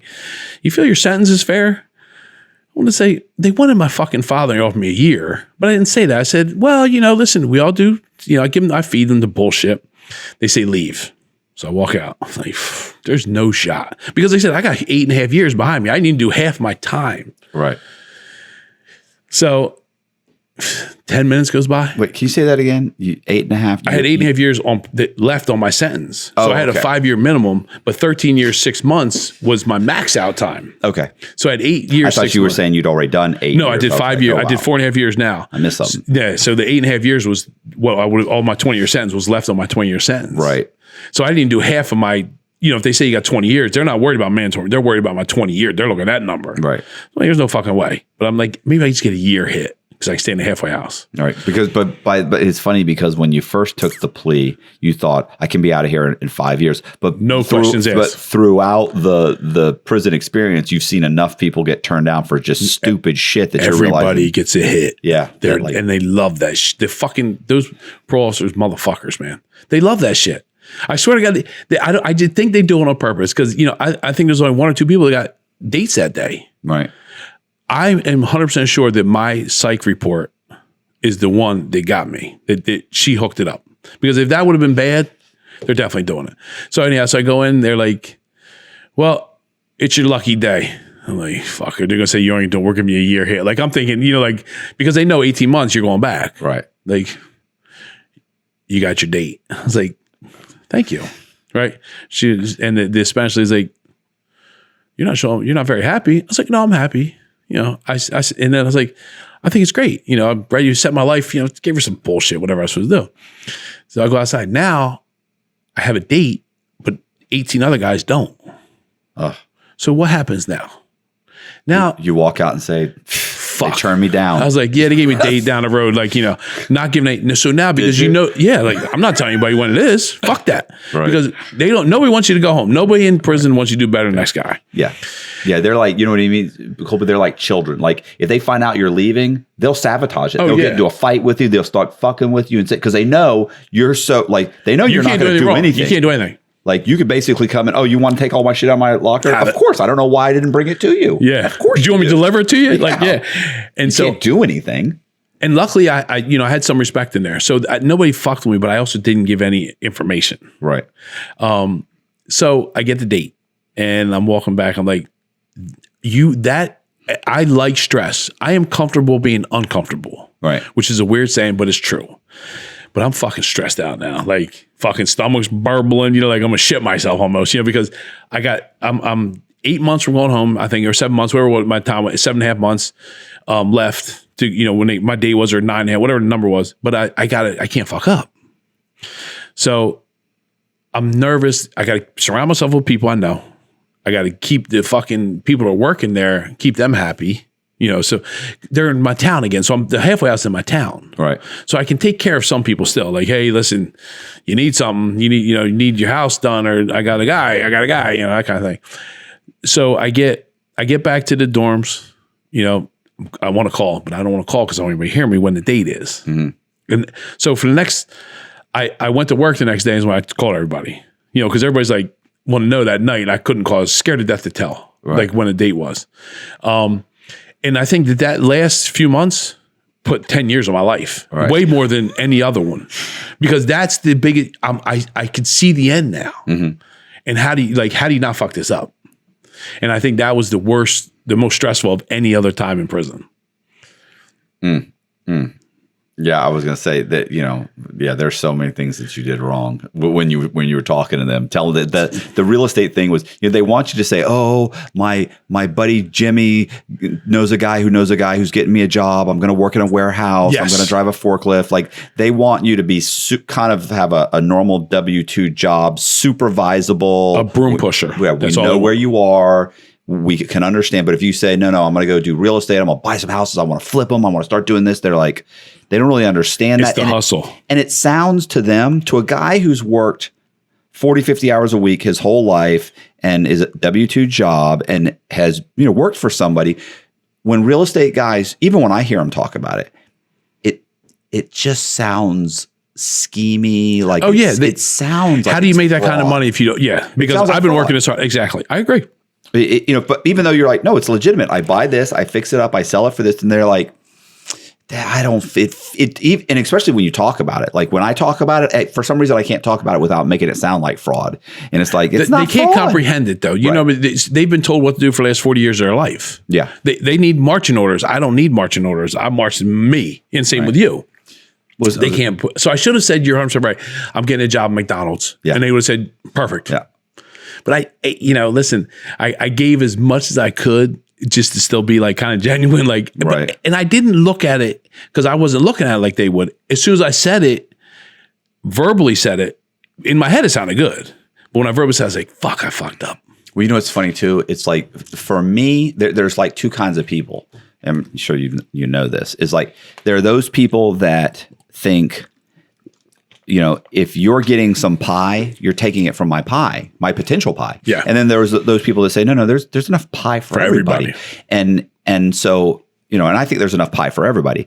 But sometimes you talk to people, you start to realize that like there are some people that are just genuinely, and you see it in prison all the time, genuinely jealous people. Yes. Like cannot say anything good about somebody. They cannot be happy that this person is, this is something happened. Oh, your kid's mom's coming and bringing your kids. Oh, that's great. Other guys will be like, they'll say it right there. Like, man, I ain't seen my kids in 5 years. And my ex-girl, she's banging my, it's like, bro, it's not about you. Like this guy's, his kids are coming this weekend. Good for him. Like, fuck. Like, and I think this is the same. It's the same thing with the people that work there.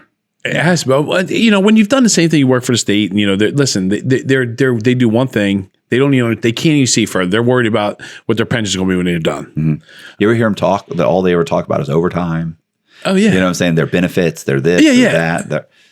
If they do, I pay $1,000 a month for my own benefits. Like they couldn't comprehend that now, you know. And that's the thing. Like that's what I like. What we do now is that I want to bring everybody in. Listen, you can be a state worker. My last parole officer actually worked at the real estate office that we had when he retired. So you know, because he came in, he saw, you know, when he's like, listen, this is what it's about. And I think that's the difference now is that a lot of people don't want, you know, they kind of like gatekeep all this shit. Listen, I'll tell you everything you want to know. Right. And here's the thing. If you make 100,000 because give me a couple thousand, hook me up. I'm not gonna ask you for it. Just say here, show you appreciate it. You know, because we can make all the money together, or we can do it together. But I want everybody to have money because the more people that have money around, the less problems there are. It's the broke motherfucker that's causing all the problems wherever we go. Yeah, you know what I was going to say? It's funny when I used to teach real estate class, and I would explain how I'd break it down for everybody and explain how you can do this, you can do that, you can do how different ways that things work. You know, from flipping houses to how to buy them, like how you can buy like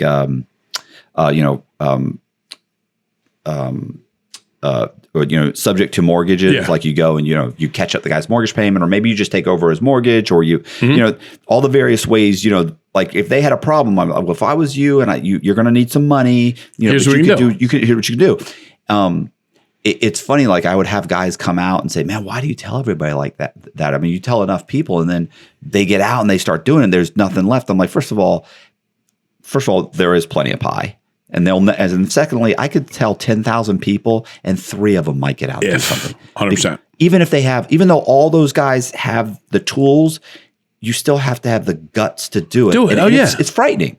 Oh, you know, it's frightening to do it. Yes. So, and they would rather like, no, I want to be safe. I want to go get my job working 40 hours a week.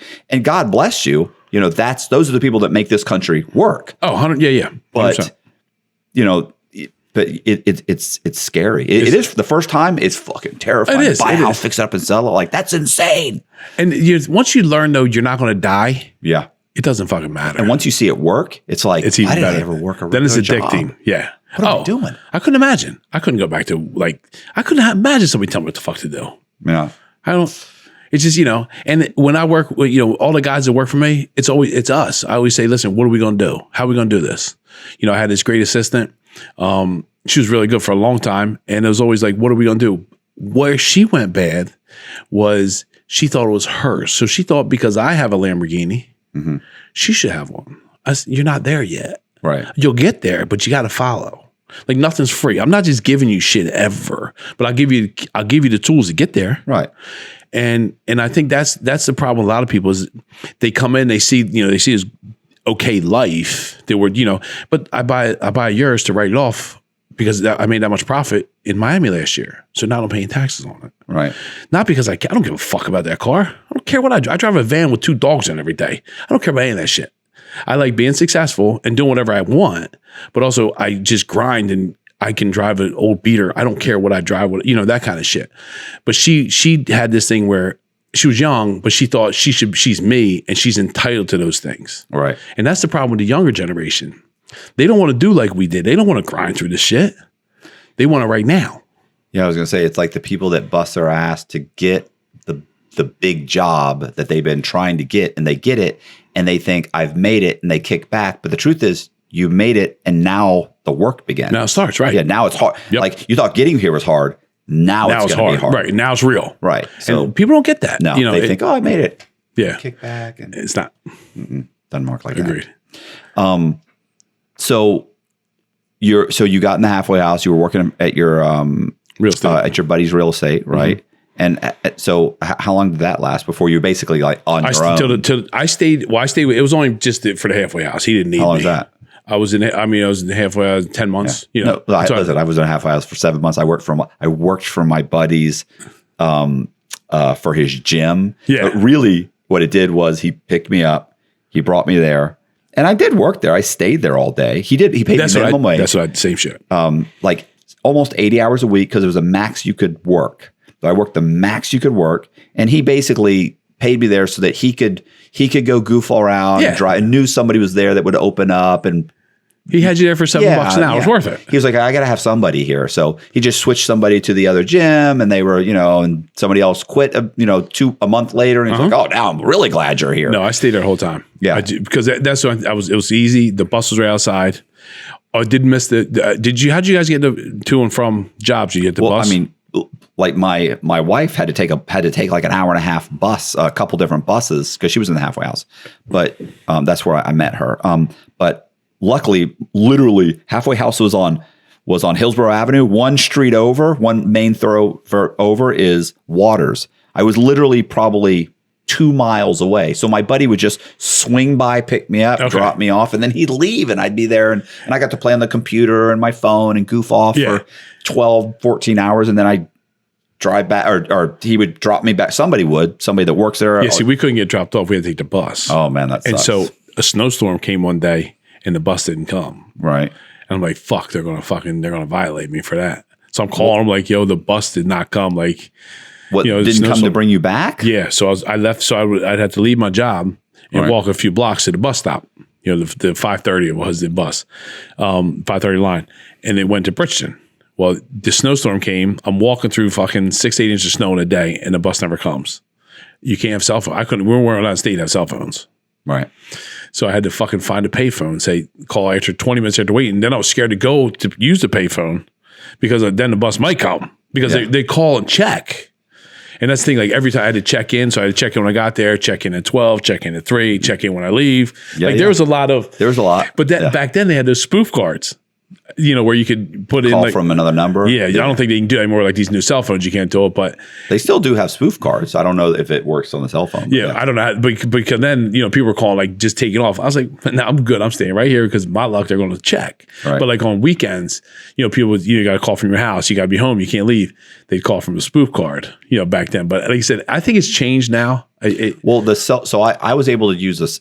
Every halfway house is different. Yeah, but I was able to, they had just allowed guys to start getting cell phones maybe a year before I got there. Okay. So I was able to get What year were you? What year? 2019, I got to that. Okay. See, I was out in 2010. Yeah, I know. I was going to say, but that's how long it took before they would let you even have a cell phone. Okay. Yeah. It was literally like 2017 or 18. They let people, okay, you guys can have them. But you can't have your laptop. Like, what? Come on, stop. Yeah. Like they had such stupid rules. But so I got a cell phone. I was there. But they wouldn't let you. They would only let you leave if you walked straight to the bus stop.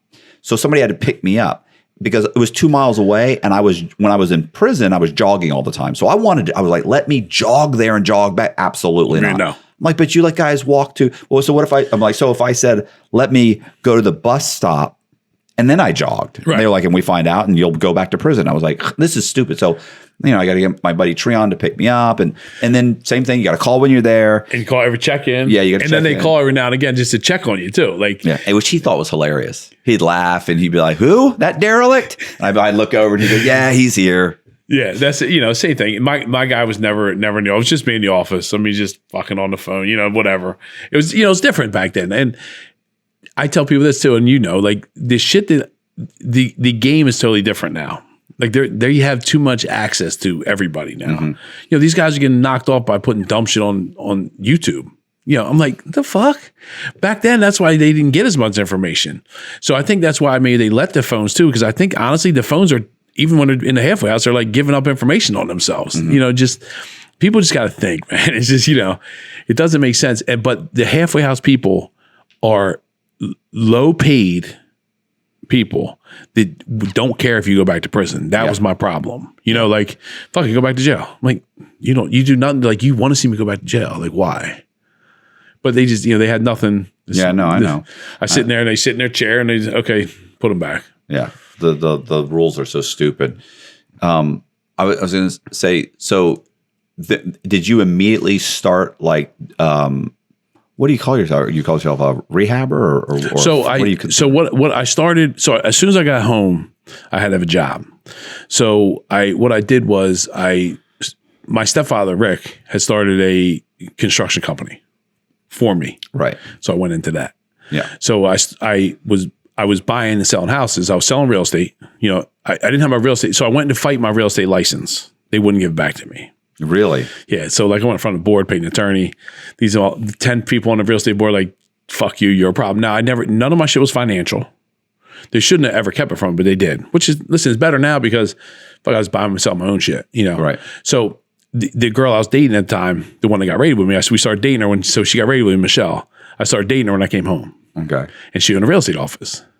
So I worked in the office for her and I would get, people come in want to sell a house. So that's how I started. So I hooked up with one of my buddies from back then and we flipped the first house probably 6 months after I had come home. And from that time, the profit, what I did was I bought a rental. Then we flipped another couple houses. And then Michelle and I had bought a few rentals together. So that kept some income coming from me. She had my back the whole time, which was, it's always good to have somebody that, she had me. Right. And she always took care of me no matter what. So she kind of like got me started, and put me, had the right direction for me, help wise. Because I'd been out of touch for 5 years, So I flipped a house, bought a rental, flipped another house, bought a couple rentals, cash with the profit. So I starved to get to where we are today. Yeah. No. And, so I had 4 or 5 rentals, then I cashed them out. Then I had a bunch of cash because I bought, flipped, and so it kind of just rolled like that. So I'm an investor. I named my company Flipping Keys, my real estate investment company. So I have a real estate investment company named Flipping Keys, and that's what I buy and sell under. And then my rental company, which is Chad, which is all my kids' names. So, and we, holding under there.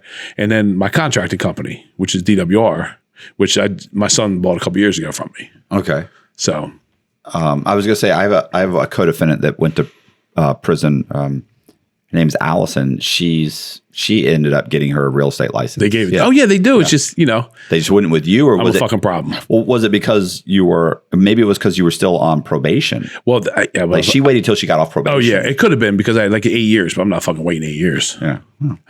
And they wouldn't let me off parole. I mean, murderers are getting off early. I'm like, the fuck? I'm here making money. I got a nice house. I got, my girlfriend's living. I got my dogs. The fuck? What? I don't drink. I don't do drugs. I'm the perfect one to like let off early.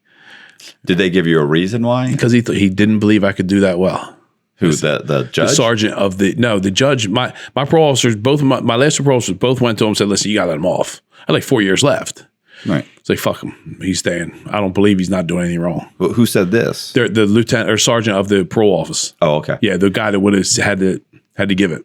Yeah, it's funny because I applied to get off at the halfway point, right? Like you can apply. And I waited till like 3 years and I sent it in and asked for it to be off. And the probation, the judge asks the probation office, what do you suggest? And they came back and they said, we don't, even though they'd actually told me you should ask, because everybody gets off at halfway typically, and you haven't been a problem. So they were like, we would recommend it if you didn't owe money, but you owe restitution, but you pay it. So you should probably apply yourself. Okay, that's fine. I did that. And then the judge calls them and they say, oh, we don't recommend it because he hasn't paid off restitution. Because of what they're supposed to say. Fake as fuck. And the judge denied it. Then why did you suggest that I do it when you're going to deny it? Yeah, I don't think this had to go through, my parole officer had to go to the sergeant that ran the department. Right. And he just had a problem with me to this day. He has, and you don't know why. I don't care. And my thing is, I don't defend myself. Right. Meaning, people talk shit, I laugh at them. Fuck you. I'm still going to sleep just fine. Now, if you come in my zone, we got problems. But he does, shut the fuck up. You don't know me. He doesn't know me. He doesn't know he's never met me a day in my life. Right. But he's still doing shit. Why? Because they just, people that sit at those average jobs don't think you never do better. Especially they look at us, felonies. Now I'll buy and sell you. Yeah. Times 10. So you ever read the comments on your No, I don't read it. Why not? Because I don't get into that. Yeah. So it's nobody that knows me at all. Right. 100%. So it's a millennial that's saying, like, I have people defending me all the time. Yeah. And then there'll always be one jerk off who's like, he's lying. Yeah. This never happened or that never. It's like, you have no idea. Me. But like the video, listen, all my phone calls are recorded. Why? Because anybody that says he did this, hold on, I did? Let me pull our phone call up. Because how many people say, oh, Devin was over here trying to fuck this bitch. Oh, I was. Hold on. Here's our phone call. I had nothing to do. But she said, so you have that all the time. Jealousy and success don't go together. So the more successful I am, I'm a target. Like, I'm a target everywhere I go. What was it? I heard a comment the other day. They said, you'll never hear someone that is more successful than someone talking bad about that person. 100%. It's always somebody who's not as successful talking bad about that person. And the people that say shit, so I'm in your face. I'm confrontational. If I don't want a problem, but if there's a problem, I don't have a problem. Right. So but I'm always like, even my girlfriend, like, you did this, bring that girl right here, right now, because that's not what the fucking said. So I'm in your, if I said it, fuck it, 100%. That's the thing. So I don't even read the comments, because what am I going to argue? I'm arguing with some clown? I don't give a fuck. Right. What do I care? I'm in a 3-bedroom condo in Miami looking at the water. You're in a fucking project somewhere. Get away from me, kid. That kind of, and that's what I do. So, and because I don't care what people say. Like, none of that shit ever bothered me. Ever has. Right. I'm just like, fuck it. Listen, I wake up same way every day, smiling. I'm happy. I love life. How long have you been out? I got home in 2010. So, okay. Tell me about the bag that you brought in here.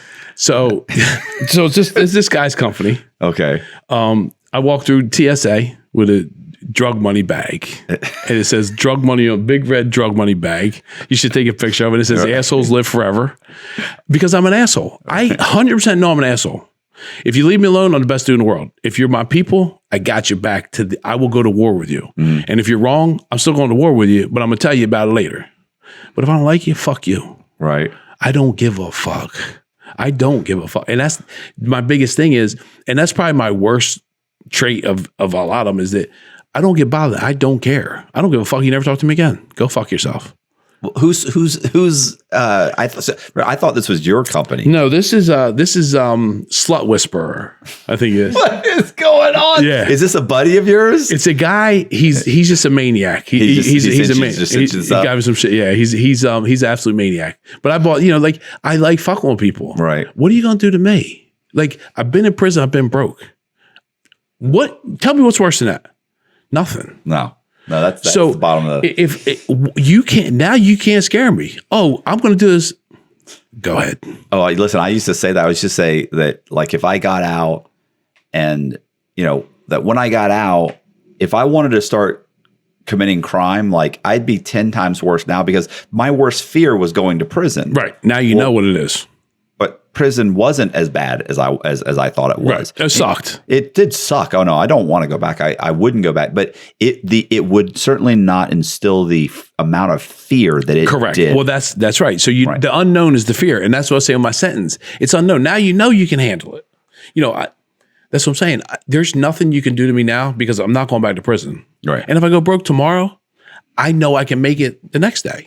Yeah, it's funny. My dad used to always say that. He's like, you could pick with my skill set. He's like, you could pick me up, drop me off in the middle of Ohio. And I'm going to make it. Yeah, in 2 years from now, he's like, I'd be making hundreds of thousands of dollars a year. And I'm the same exact way. Right. And I believe that. Right. And, and it's only because I know my drive. A girl was texting me today. She said, you just don't have time. You don't respond. I sent her 11 screenshots of all my phone calls from 6:30 in the morning. They start until 11 o'clock at night.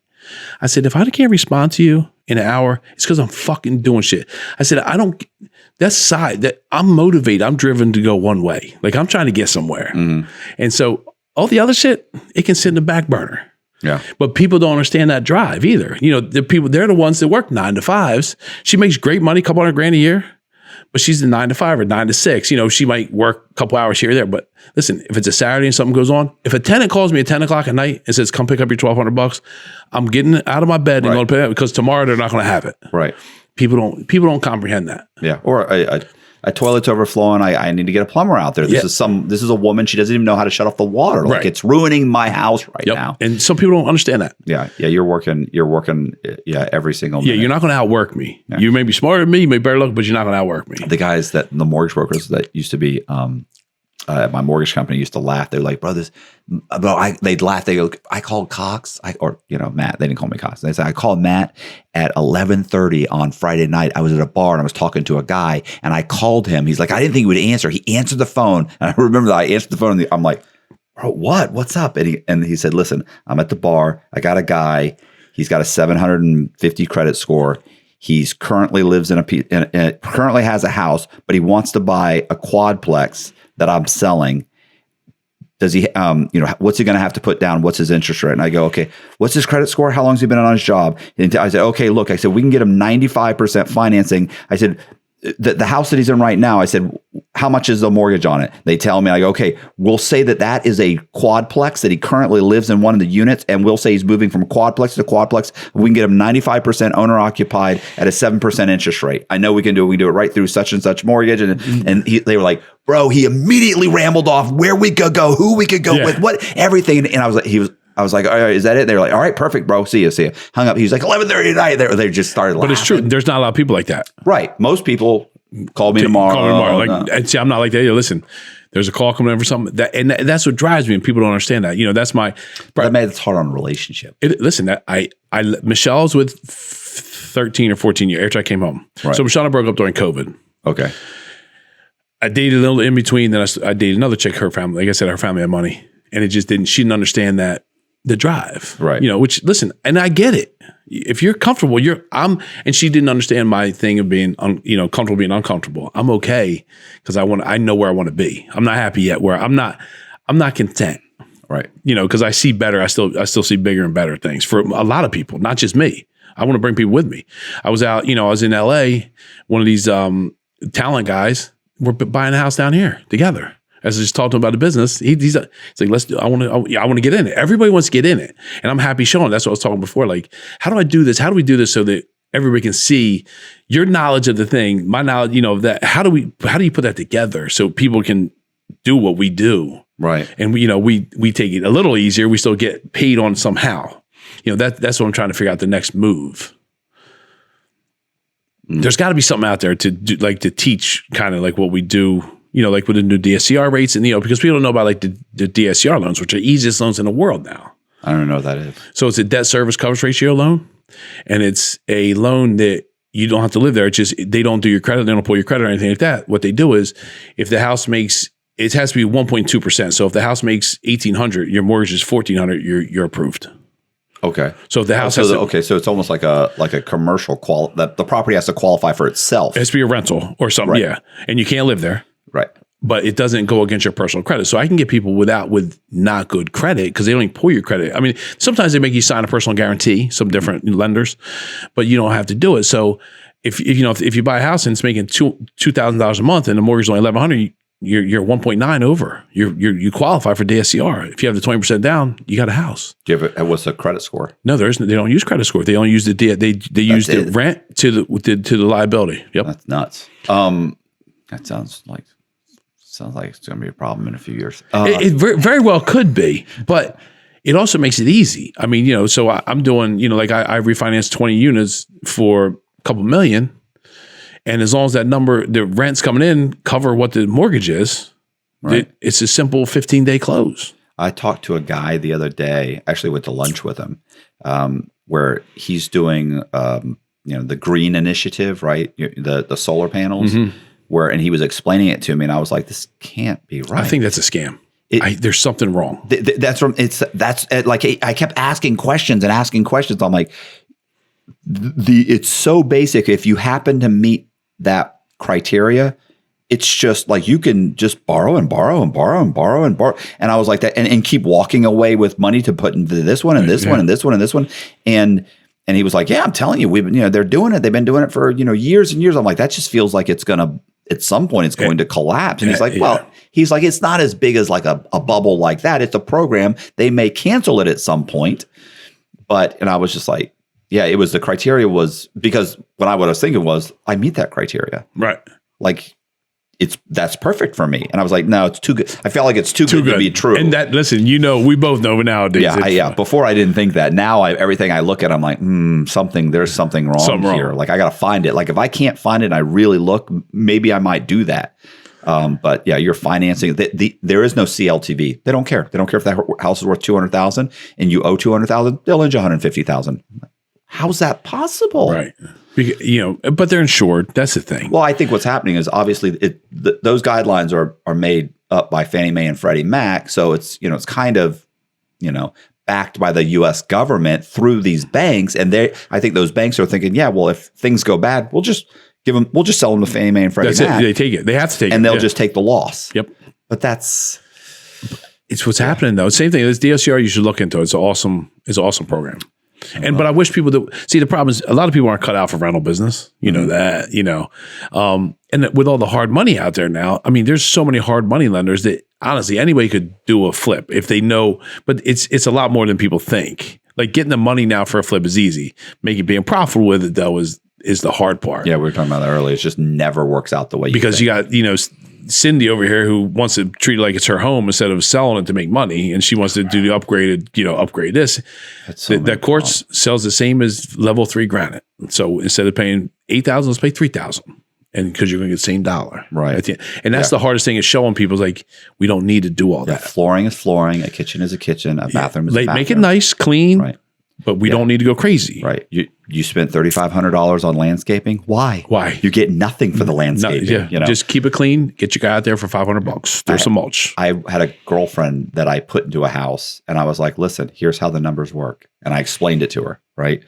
And then she got in there. Next thing you know, well, I can do wood floor. The contractor says I can do wood floors for only, $4,000 more. And it's like, I thought we already talked about this. And it's only $4,000. It's my money. Okay, whatever. And then it was a metal roof, and then it was this, and then it had a porch. Half the porch had been turned into an extra room. Okay, so she removed it, turned it back into a porch. She said, "No, it's nicer."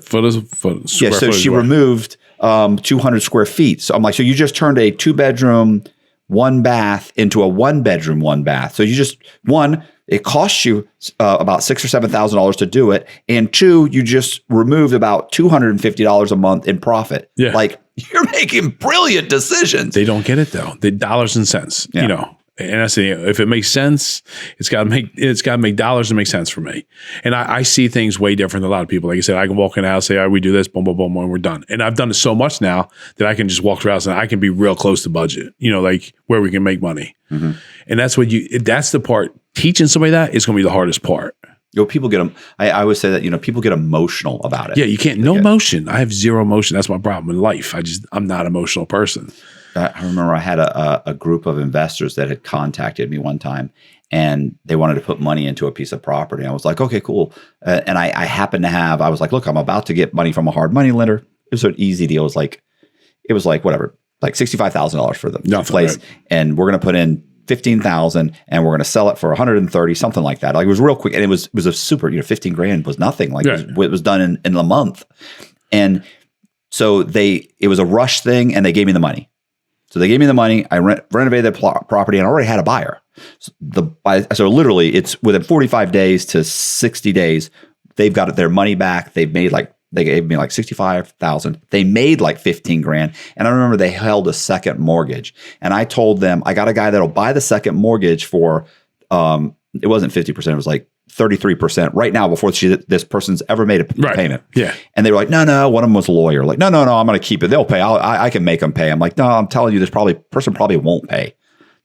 And I mean, they were supposed to pay, but based on their credit, I could only get them like an 80% financing. We held a 15% second. Like, trust me, if the bank only wants to lend them 80, that's probably not a good. They risk. Know well, yeah. So, no, it's okay. So anyway, they obviously realized like this is super profitable. For 65,000, 2 months later, I get 15, and I got this note. They're never making a return on that anywhere else, right? And so the next deal that came up, I went to them and I said, hey, I got another deal. It's whatever it was, 80,000. And then I was putting in like the money for the renovations. It was whatever, 10,000 real quick. And they go, okay, well, what's the address? And I said, oh yeah, here's the address. They said, we'll let you know. I said, okay. 4 days later, 5 days later, they called. They go, do you have another one? And I went, yeah, how many do you want to do? They said, no, we don't want to do that one. I said, why? They said, well, we went by it over the weekend and it's not a good area.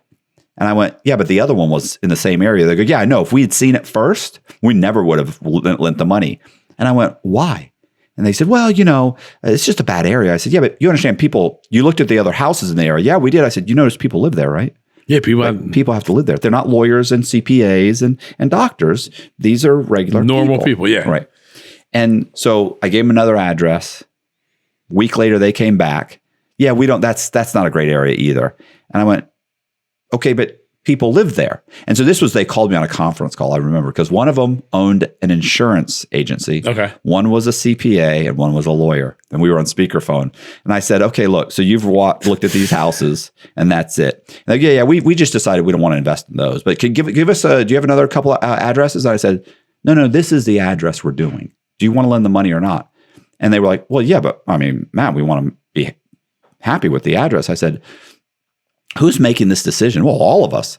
And I said, but I'm saying who's out of all of you? I said, who's the one driving? And I said, what are you basing this? I said, are you basing it on the person that has, that writes insurance policies? Or are you basing it on the person that chases ambulances? Or are you basing it on the person that does other people's books? I said, because the only person out of all four of us that has any experience in real estate is me. Right. So that's why I'm making this decision and you're just giving me the money. I said, I'm doing you a favor. I can just go to a hard money lender. I paid you $15,000 for the convenience. Way more than they would have, a hard money lender would charge. Right. It would have been 3 payments at most. Yeah. and 2 points or 3 points. Yeah, two trade doesn't matter. Yeah. Way under 15 grand. I would have been paying 5 or 6 grand.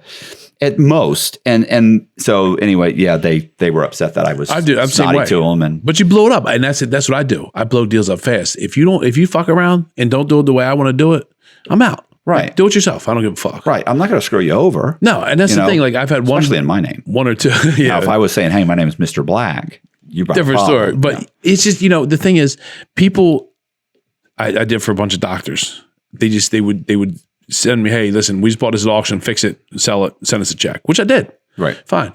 Because they want to say, hey, we're in real estate. They want to be at the parties. Say, hey, you know what? I'm into real estate. They've never seen the fucking place, right. Which is fine.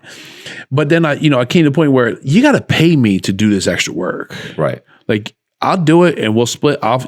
So what they're doing, they'd buy it, I'd fix it. But then I was thinking, hold on, I can buy it and fix it myself. Right. So if I'm going to go out on the Saturdays and Sundays on my Harley looking for fucking boarded up places, say, here's a place I got and we can make $100 grand on it. How do we fix this to make it more fair? I want everybody to make money. Right. But I don't want to be taken advantage of. Exactly. And that's what happens. They get too comfortable when you give too much. And that's why I hate construction now. The homeowner, during COVID, all that money was around. Right. Well, now COVID's done, the COVID money, now they're back to being tight. Yeah. But they want everything for free. Let's redo this whole room, but I'm going to leave the yellow outlets in here, and the wall out. I'm like, no, but they know I'm going to change it because I'm not putting my name on there. Right. Or they want, you can't just put, instead of an 8-inch overhang, can you put 12-inch overhang for the same money?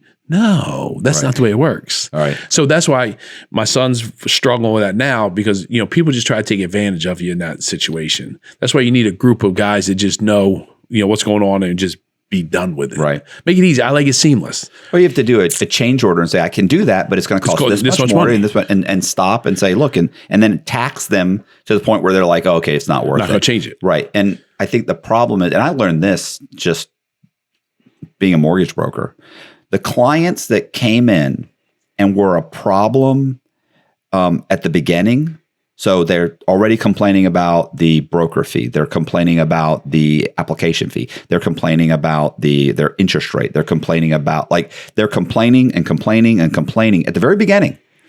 They're going to be a nightmare the whole time. At the whole time. By the end, it'll be the worst deal you've ever done. Right. And I've actually been at closing where the guy literally was like, I'm not going to close unless you cut your broker fee. Oh, and it was I was like, wow. And I remember thinking, I knew better. This guy was an asshole the first day I met him. That green took over. Right. And so what happened was, after a year of that, I realized now the customers that walked in and just were like, okay. They were beautiful the whole way through. Obviously they ask, one question, that's fine, one or two questions. Oh yeah, but they know, right. A jerk, well, that's too high. Well, who's getting that? Who's getting that? It's like, I'm getting it. So, after a year or so, you do that enough times, you get to that point where they walk in and they go, well, that interest rate's a little high. I say, yeah, I know, but you got a bunch of dings on your credit and it's 8.5%. Oh, can we work on that? No, that's what it is. Well, I think I can do better somewhere else.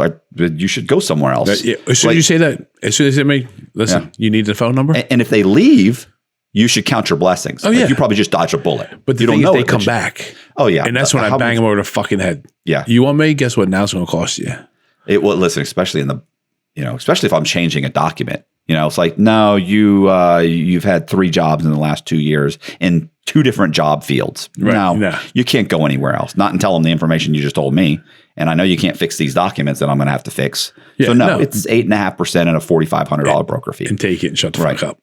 So, but yeah, but you have to go through that to understand how to deal with people. It's a shitty learning curve. And that's like Michelle, I'll tell you about, I'm talking about Michelle, but she is different breed. Like that doesn't bother her. Like, so when we first got there, people always took advantage of her because she was always the nice one. So you could cuss her out. She's like, oh, he's probably just having a bad day. I'm like, no, punch that motherfucker in the face for talking to you like that. Right. She's like, no, he's just having a bad day. Maybe he slipped in the morning or some shit. I was like, Michelle, stop being fucking nice. But she was nice to everybody. Right. But she got taken advantage of as well. Walked on. So now she's getting a little better, but she still, listen, she has these terrible clients, showing these people like 80 houses that half they can't afford. She's like, no, that's my job. I just want to have a nice house. I'm like, she's different, but she's also in a situation where she doesn't need to make the sale to eat. She has money, a little bit of money. So not the typical realtor is like, I got to make the sale. I'm going to force you in a house you don't want. Yeah. And that it's different. Like I said, the real estate world, listen, there's a lot of fucking scumbags in this. Realtors, most unprofessional profession in the world. Yeah. 2-week test. And then you think you're a fucking realtor and you're on TikTok and fucking Instagram with you. Every Facebook, whenever I see a request, like she's a fucking realtor. No, with the jacket on, like, like, oh my God. Oh my God. I always say like, people out here, like how many times I'm thinking, God, I would rather deal with criminals. At least they'll tell you up front, like, that no, I ain't going to fucking do that. Fuck that. And there's consequences so that the consequence is so bad. If you're dealing with a guy and he knows what the consequences are, then I'm not going to do that. I'm not going to do that. Like I always joke because when I got out of prison, this is actually a funny story. So when I got out of prison, I was working at the gym. One time this chick was leaving and going to get lunch, right? She worked there. Right. And everybody's sitting around giving her orders. And she goes, and you know how they give you like a bag lunch, right? Yeah. Like the bologna sandwich. Yeah. And I was eating, I love bologna sandwiches. Well, I can't eat that ever. Khakis and white shirts, never again in my life. So I remember she said, I actually told a story, I think a couple days ago. And she said, her name was Leanne. And she said, Matt, do you want something from, what was something? It was John's or something. It was like Jimmy John's, or let me say Jimmy John. I don't know what it was. I think it was Jimmy John. She goes, do you want something from Jimmy John's? And I went, no, I'm okay. I got a bag lunch. And keep in mind, I'm broke. Right. And I'm saving everything. Like I'm making it a challenge to save money. Like making it like a game. Yeah. And I said, no, I got a bag lunch. She said, I know, but I've been eating that every day. You eat that all the time. She's like, why don't you get a sub from Jimmy John's? And I went, I said, honestly, I don't really have the money to do that. And she said, I said, I'm trying to save money. She goes, it's okay. She goes, I've got you. I got it. And I went, no, I said, I understand, but I'm good. She goes, Matt, I've got you. And I went, and everybody's kind of looking at me now like, what's the problem? And I went, and you'll understand, this is very prison mentality. I said, listen, Leanne, I said, if you're asking me if you're saying you're going to get me a sandwich and you do not expect for me to pay you back when I get my check on Friday, and you do not expect that next week I'm going to buy you a sandwich, I said, then yes, you can get me a sandwich as long as there's no reciprocation involved. Right. I said, I'm saving money and I do not have money to spend on a sandwich or pay you back for a sandwich. I said, so I don't have the money. I said, and I've got a sandwich. I said, I got a bag lunch. I'm okay. Yeah. And she went, I'm going to get you a sandwich. Like that's all. And you're not going to forget it though. But you have to do that. But you see what I'm saying? Because 100%. How many times in prison does that cool, get me. And the next time, hey, yo, bro. You owe me too. You owe me that such and such. Grab me a 6-pack. A 6-pack, bro. You got me something for 50 cents. Yeah. No, I know. But it's the same thing on nowadays. And that's what I don't like. I would do anything for you. And I don't ask for a lot. But when I call you and I need you, if you tell me no, I'll never talk to you again. I've said the same thing. I've helped a lot of people. When I do ask for you, I expect it. Exactly. Because I don't ask for shit. Right. So when I do ask you, you better say, yeah, that's it. And because you get a lot more from me than I can get from you. Right. I've had people I've done things for 30, 40 times. I called for one stupid thing. Can you a ride? Hey, listen, I'm dropping my car off at the detail shop. I need to pick up my new car. Can you take me down there? Oh, I got it. No problem. No problem. As you use my car last 15 times when you have a car. Right. Don't call me again. And that's my problem. The no emotion, the no, like I just cut you off. Like I'm just quick on that. And that's why you said about I don't give a fuck about any of those, whatever they write on there. Show me one dude that's doing better than me on that fucking, any of those comments. That's it. Show me. Bring them up. Let's all sit down at the table and let's talk about what you think you know. Because I like exposing people too. Like I'm big on that. Like, if I know you're talking shit, like my ex, she's not like call you out. Like people talk shit. And she's like, oh no, fuck that. We're at dinner. We're at a real estate dinner. And there's a realtor in town that nobody liked. She's just a fucking cunt. Right. Okay. And I'm probably 4 years home from prison this time. So my girl's fucking nice one. So she can sit with us. Like, Michelle, I don't like that bitch, but okay. She's trying to steal Michelle's agents at the table to come work at her office. She's doing it kind of like a joke. Like, oh, you should come No, that's serious. Oh, okay. Because she knows Michelle wouldn't say anything. I'm like, I'm sitting here. I said, how about this? Get the fuck up and get away before I beat your boyfriend up too. Get off the fucking table right and take your fucking food and get out of here. And everyone's like, oh my God. Because, people aren't used to that. Yeah. But you don't do that. Like, don't talk. I'm calling you out of talk shit because I know you're trying to steal Michelle's, who makes her money. Right. Now, I don't think anybody will leave her, but you don't need to talk to her. Like, we let you sit at this table and now you're trying to be a fucking scumbag. Right. So I'm like, like you said, the confrontation, people don't like conflict. I don't like it either. But if I got to do it, it's there. And straighten the people out because I want to, this can happen. Yeah. People they'll definitely, if they think in anywhere, prison here, anywhere, if they think they can walk on you, take advantage of it, they will. It's the same thing. I mean, it's a stupid story, but my last ex-girlfriend, Stacia, I started dating her. She dated a mortgage broker, in our neighborhood that my ex uses a lot. So listen, he was married, he's going to divorce. They dated I didn't know they really dated like that, and he and I flipped houses together. Well, he finds out I'm with her and he calls everybody I've ever talked to in my life and says, oh, Devin's fucking Stacia. So I'm like, Blaze, his name's Blaze. And I was like, what the fuck is wrong with that dude? Call me. If you have a problem, call me. You know my number because we make money together. Instead, he's calling my ex. He's calling my assistant. He's calling everybody like, he's fucking Stacia. That's my boy. But no, we didn't eat together, motherfucker. We made money together. Right. And she's not your chick. You know what I mean? And now every time I see him, he runs because he's a little fucking dude that thinks what makes you think you can do that? Right. It's just like, it's weird. But then once you check him, you got to check him every now and again and then get in line. It's just one of those things they forget because I think society becomes so soft. Yeah. Right. And the computer now hides everybody. Yeah, everybody's a badass. Listen, I'm the toughest motherfucker you ever met over the phone. Yeah, no, listen, I agree. I think when you turn 18 as a man, you should get fucking knocked the fuck out. One time. No, I'm dead serious. Listen, because that would make it can really happen. Until you taste that blood in your mouth, you're a pussy.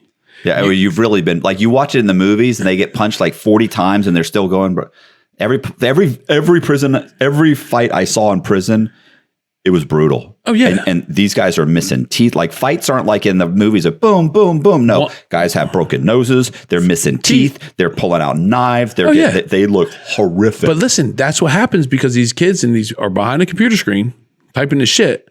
When you turn 18, you get punched. You'll think about it before you do that stuff. Like, I think that's what we should make a law. I don't feel like that's going to go anywhere. No, no, I don't think anyone's going to I think I can get behind that. I definitely think it's one of those things you should say on the reality TV show. That's the things I can't say. You know what I'm saying? That's the things I'll get canceled, which I don't give a fuck. But you got to listen. You got to watch Ben Mala. But I'm just saying, what these kids nowadays, they just they think there's no repercussion for their actions, right? And their parents are worse. Yeah. These 20-year-old, like the kids growing up now have no chance. There's no. You know what because my wife and I joke about this all the time. Is like God, we better hope we don't get into a war. But I saw something the other day because there's like if you had to draft all these kids, like it would be horrible. I saw something the other day that it was a talk show. It was a podcast, and I don't think it was Joe Rogan. It might have been, but I don't think it was.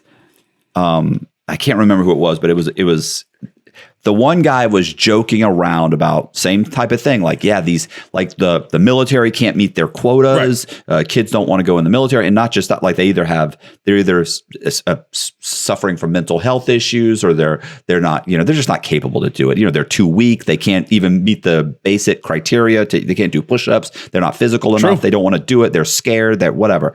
The point is, and the guy was like, "Yeah, man, we're in a lot of trouble." And the one guy said, "You know what's funny is that he's like, you're saying that." He's like, "But I think you're wrong about that." He goes, "I think there's enough, if there was a war, there's enough people in Florida, South Carolina, Georgia, Alabama, Tennessee." He said that there's enough people that live out in the woods that drive pickup trucks that would rush to meet those quotas and sign up. He said, and defend those poor people, those poor children that cannot fight for themselves and do nothing but run this country down. Those people would get up, they'd fight and die for them. 100%. For the same people that make fun of them. Agreed. And I agree with that. And he was like, and I think there's enough out there, but there's fewer and fewer all the time. Listen, the kids, even the testosterone levels, you see that? Yeah. Down 400 points in 10 years. What the fuck? When I was in the gym. Is that mental or is that? It's because they don't want you lifting weights. When I was in the gym, I tried to lift every piece of fucking iron in there when I was a kid, in my 20s even. I'm trying to lift everything. Right. I went to Anytime Fitness. We luckily have a gym in my warehouse. I went to not Anytime Fitness, Planet Fitness. I couldn't tell if they were a guy or girls, and some of the chicks were lifting more than the guys. Right. At 20, I'm like, the fuck? Like what? Where are we going with this soft shit? Right. Like there's no toxic masculinity could be bad, but you still want, who's going to run in the house on fire? Not these kids now. Yeah. I mentioned the other, do you ever see Grady Judd?